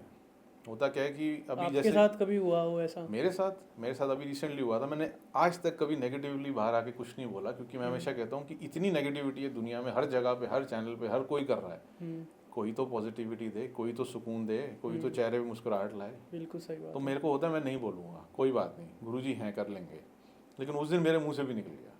मेरा बेटा जैसे स्कूल गया ही है, गया कि मैं ऑफिस में मतलब जाने से पहले मैं ऐसे ही स्क्रॉल कर रहा था, मेरे को एक वीडियो आती है, आज अगर तूने ये वीडियो नहीं देखी तो जो तेरे बच्चे के साथ होगा उसकी जिम्मेदारी तेरी। मैंने कहा ये क्या बकवास है। मैंने जब देखा तो उसके अंदर सत्संग था प्रॉपर नॉर्मल, उसमें कोई प्रॉब्लम नहीं है, बट कोई गिरेबान पकड़ के ऐसे सत्संग सुनाता है, ऐसे डरा के सुनाता है किसी को। अब आप ये सोचो उस दिन कितनी माओं के बच्चे गए थे, अगर उनके पास वो वीडियो गई है, वो घबरा के वो सत्संग सुन रही होंगी, ना कोई भाव होगा, ना गुरुजी को सुन रही होंगी, उनको होगा मैं एक बार सुन लूं, मेरा बच्चा सही घर आ जाए। हाँ, डर होगा ना, डर है ना, डरा के सुना रहे। आप लाइक व्यू शेयर अपनी वो बढ़ाने के लिए जो भी करते हैं, मुझे तो आता भी नहीं, सही बताऊं मैं सच में बहुत नालायक हूं उस चीज़ में। इसलिए मुझे अच्छा लगता है कि मुझे कुछ नहीं आता, इसलिए मुझे सब आता है तो मेरे को अच्छा लगता है। लेकिन ये चीज़ देख के मैंने फिर उसने वीडियो बनाई ना और मैंने डाली पहली बार, मुझे नहीं अच्छा लगा। लेकिन उसके बाद जब लोगों ने रेल नीचे लिखनी शुरू करी, ये देखो अंकल, ये देखो अंकल, मैंने कहा मैंने ये ना बांध नहीं खोलने के लिए गया था, सिर्फ एक थॉट दी थी कि अगर कोई ऐसी चीज़ आती है वहमों से दूर रहो, गुरुजी किसी का माड़ा करने नहीं आए हैं और सत्संग सुनने से सिर्फ कल्याण होता है अगर यहाँ से सुनो, वो अपने मन की आंखों से सुनो। मैं तो हमेशा कहता हूँ सामने गुरुजी बैठे तो हैं, कहते हैं क्यों नहीं दिख रहे, मैंने कहा इसलिए नहीं दिखते क्योंकि तुमने आंखें खोल के देख रहे हो। अपनी आंखें बंद करके गुरुजी को देखो, वो साक्षात तुम्हारे सामने है, यही भाव के साथ चलो। मैंने कहा उसको रिपोर्ट करो, इग्नोर करो, डिलीट करो, मैंने कुछ तो करो। आप तो वो भी नहीं करते, नीचे शुक्राना गुरुजी लिख देते हो। बिल्कुल एटलीस्ट सोच के तो लिखो, डर के मत लिखो। बड़ा कुछ आता है सारे दिन में, उसके बाद मैंने अब लिख दिया वहाँ पे इंस्टाग्राम में, मैं कहा किसी ने मुझे गंदी पोस्ट भेजी, मैं फॉलोअर के लिए नहीं आया हूँ, मैं डिलीट कर दूंगा, और मैंने बड़े डिलीट कर दिए उस दिन से आज तक। आप अपने गुरुजी से जुड़ने आए हो, इतनी भोली संगत है जिसको यही नहीं पता गुरुजी कौन है, वो भी जान रहे हैं जैसे हमने जानना शुरू किया था। आप उनको उसी टाइम पे इतना डरावा दे दोगे वो भाग जाएंगे। अपने गुरु से जोड़ने का, मैंने जब बोला था ना, गुरु से जोड़ने का अगर 10 फोल्ड अगर आपको फायदा है वो देते हैं गुरुजी ब्लेसिंग्स, तो उनसे तोड़ने का करोड़ों लाखों गुना जो है पाप देते हो अपने ऊपर। वो कर्म कहाँ से काटोगे। बिल्कुल सही। आज ये मोमेंटरली एक वीडियो तुमने डाल दी, उससे पॉपुलर हो गया, ये हो गया, क्या फ़ायदा मिल गया। इंसान बनो वापस, अपनी संगत देखो, गुरु को देखो जिसने इतने नीवे होके इतने प्यार से सबको सामने रखा हुआ है। तुम्हारी गलतियाँ सुन के भी तुम्हारे को रखते हैं। मुझे कहीं कहीं पर डांट भी पड़ जाती है, मुझे काफ़ी लोग बोल देते हैं ऐसे है वैसे, मैं फिर भी चुप करके आ जाता हूँ। वो थोड़े दिन बाद उन्हीं कोई पॉडकास्ट वगैरह हर जगह पे देखता हूँ। तो ऐसा है कि सब कुछ हो रहा है दुनिया में, कोई बात नहीं, चलते हो। तो संगत जी, आई होप आप सभी को बड़ा अच्छा लगा होगा ये सत्संग सुन के। बहुत सारे क्वेश्चंस के जवाब आपको इसमें मिले होंगे। सो हम यही आशा करते हैं कि आपका हमेशा कल्याण हो गुरुजी की कृपा से, और ऐसे ही गुरुजी आप सभी के लिए अच्छे अच्छे सत्संग लेके आते रहें। और बस हम एक जरिया हैं जो हम गुरुजी के सत्संग आप सभी तक पहुंचाने की कोशिश करते हैं। सो हम यही आशा करते हैं कि आगे भी हम आपके लिए ऐसे ही सत्संग लेके आते रहेंगे। इस सत्संग को ज़्यादा से ज़्यादा संगत के साथ शेयर करना, ताकि किसी न किसी का कल्याण हो सके और भला हो सके। जय गुरु जी, शुक्राना गुरु जी।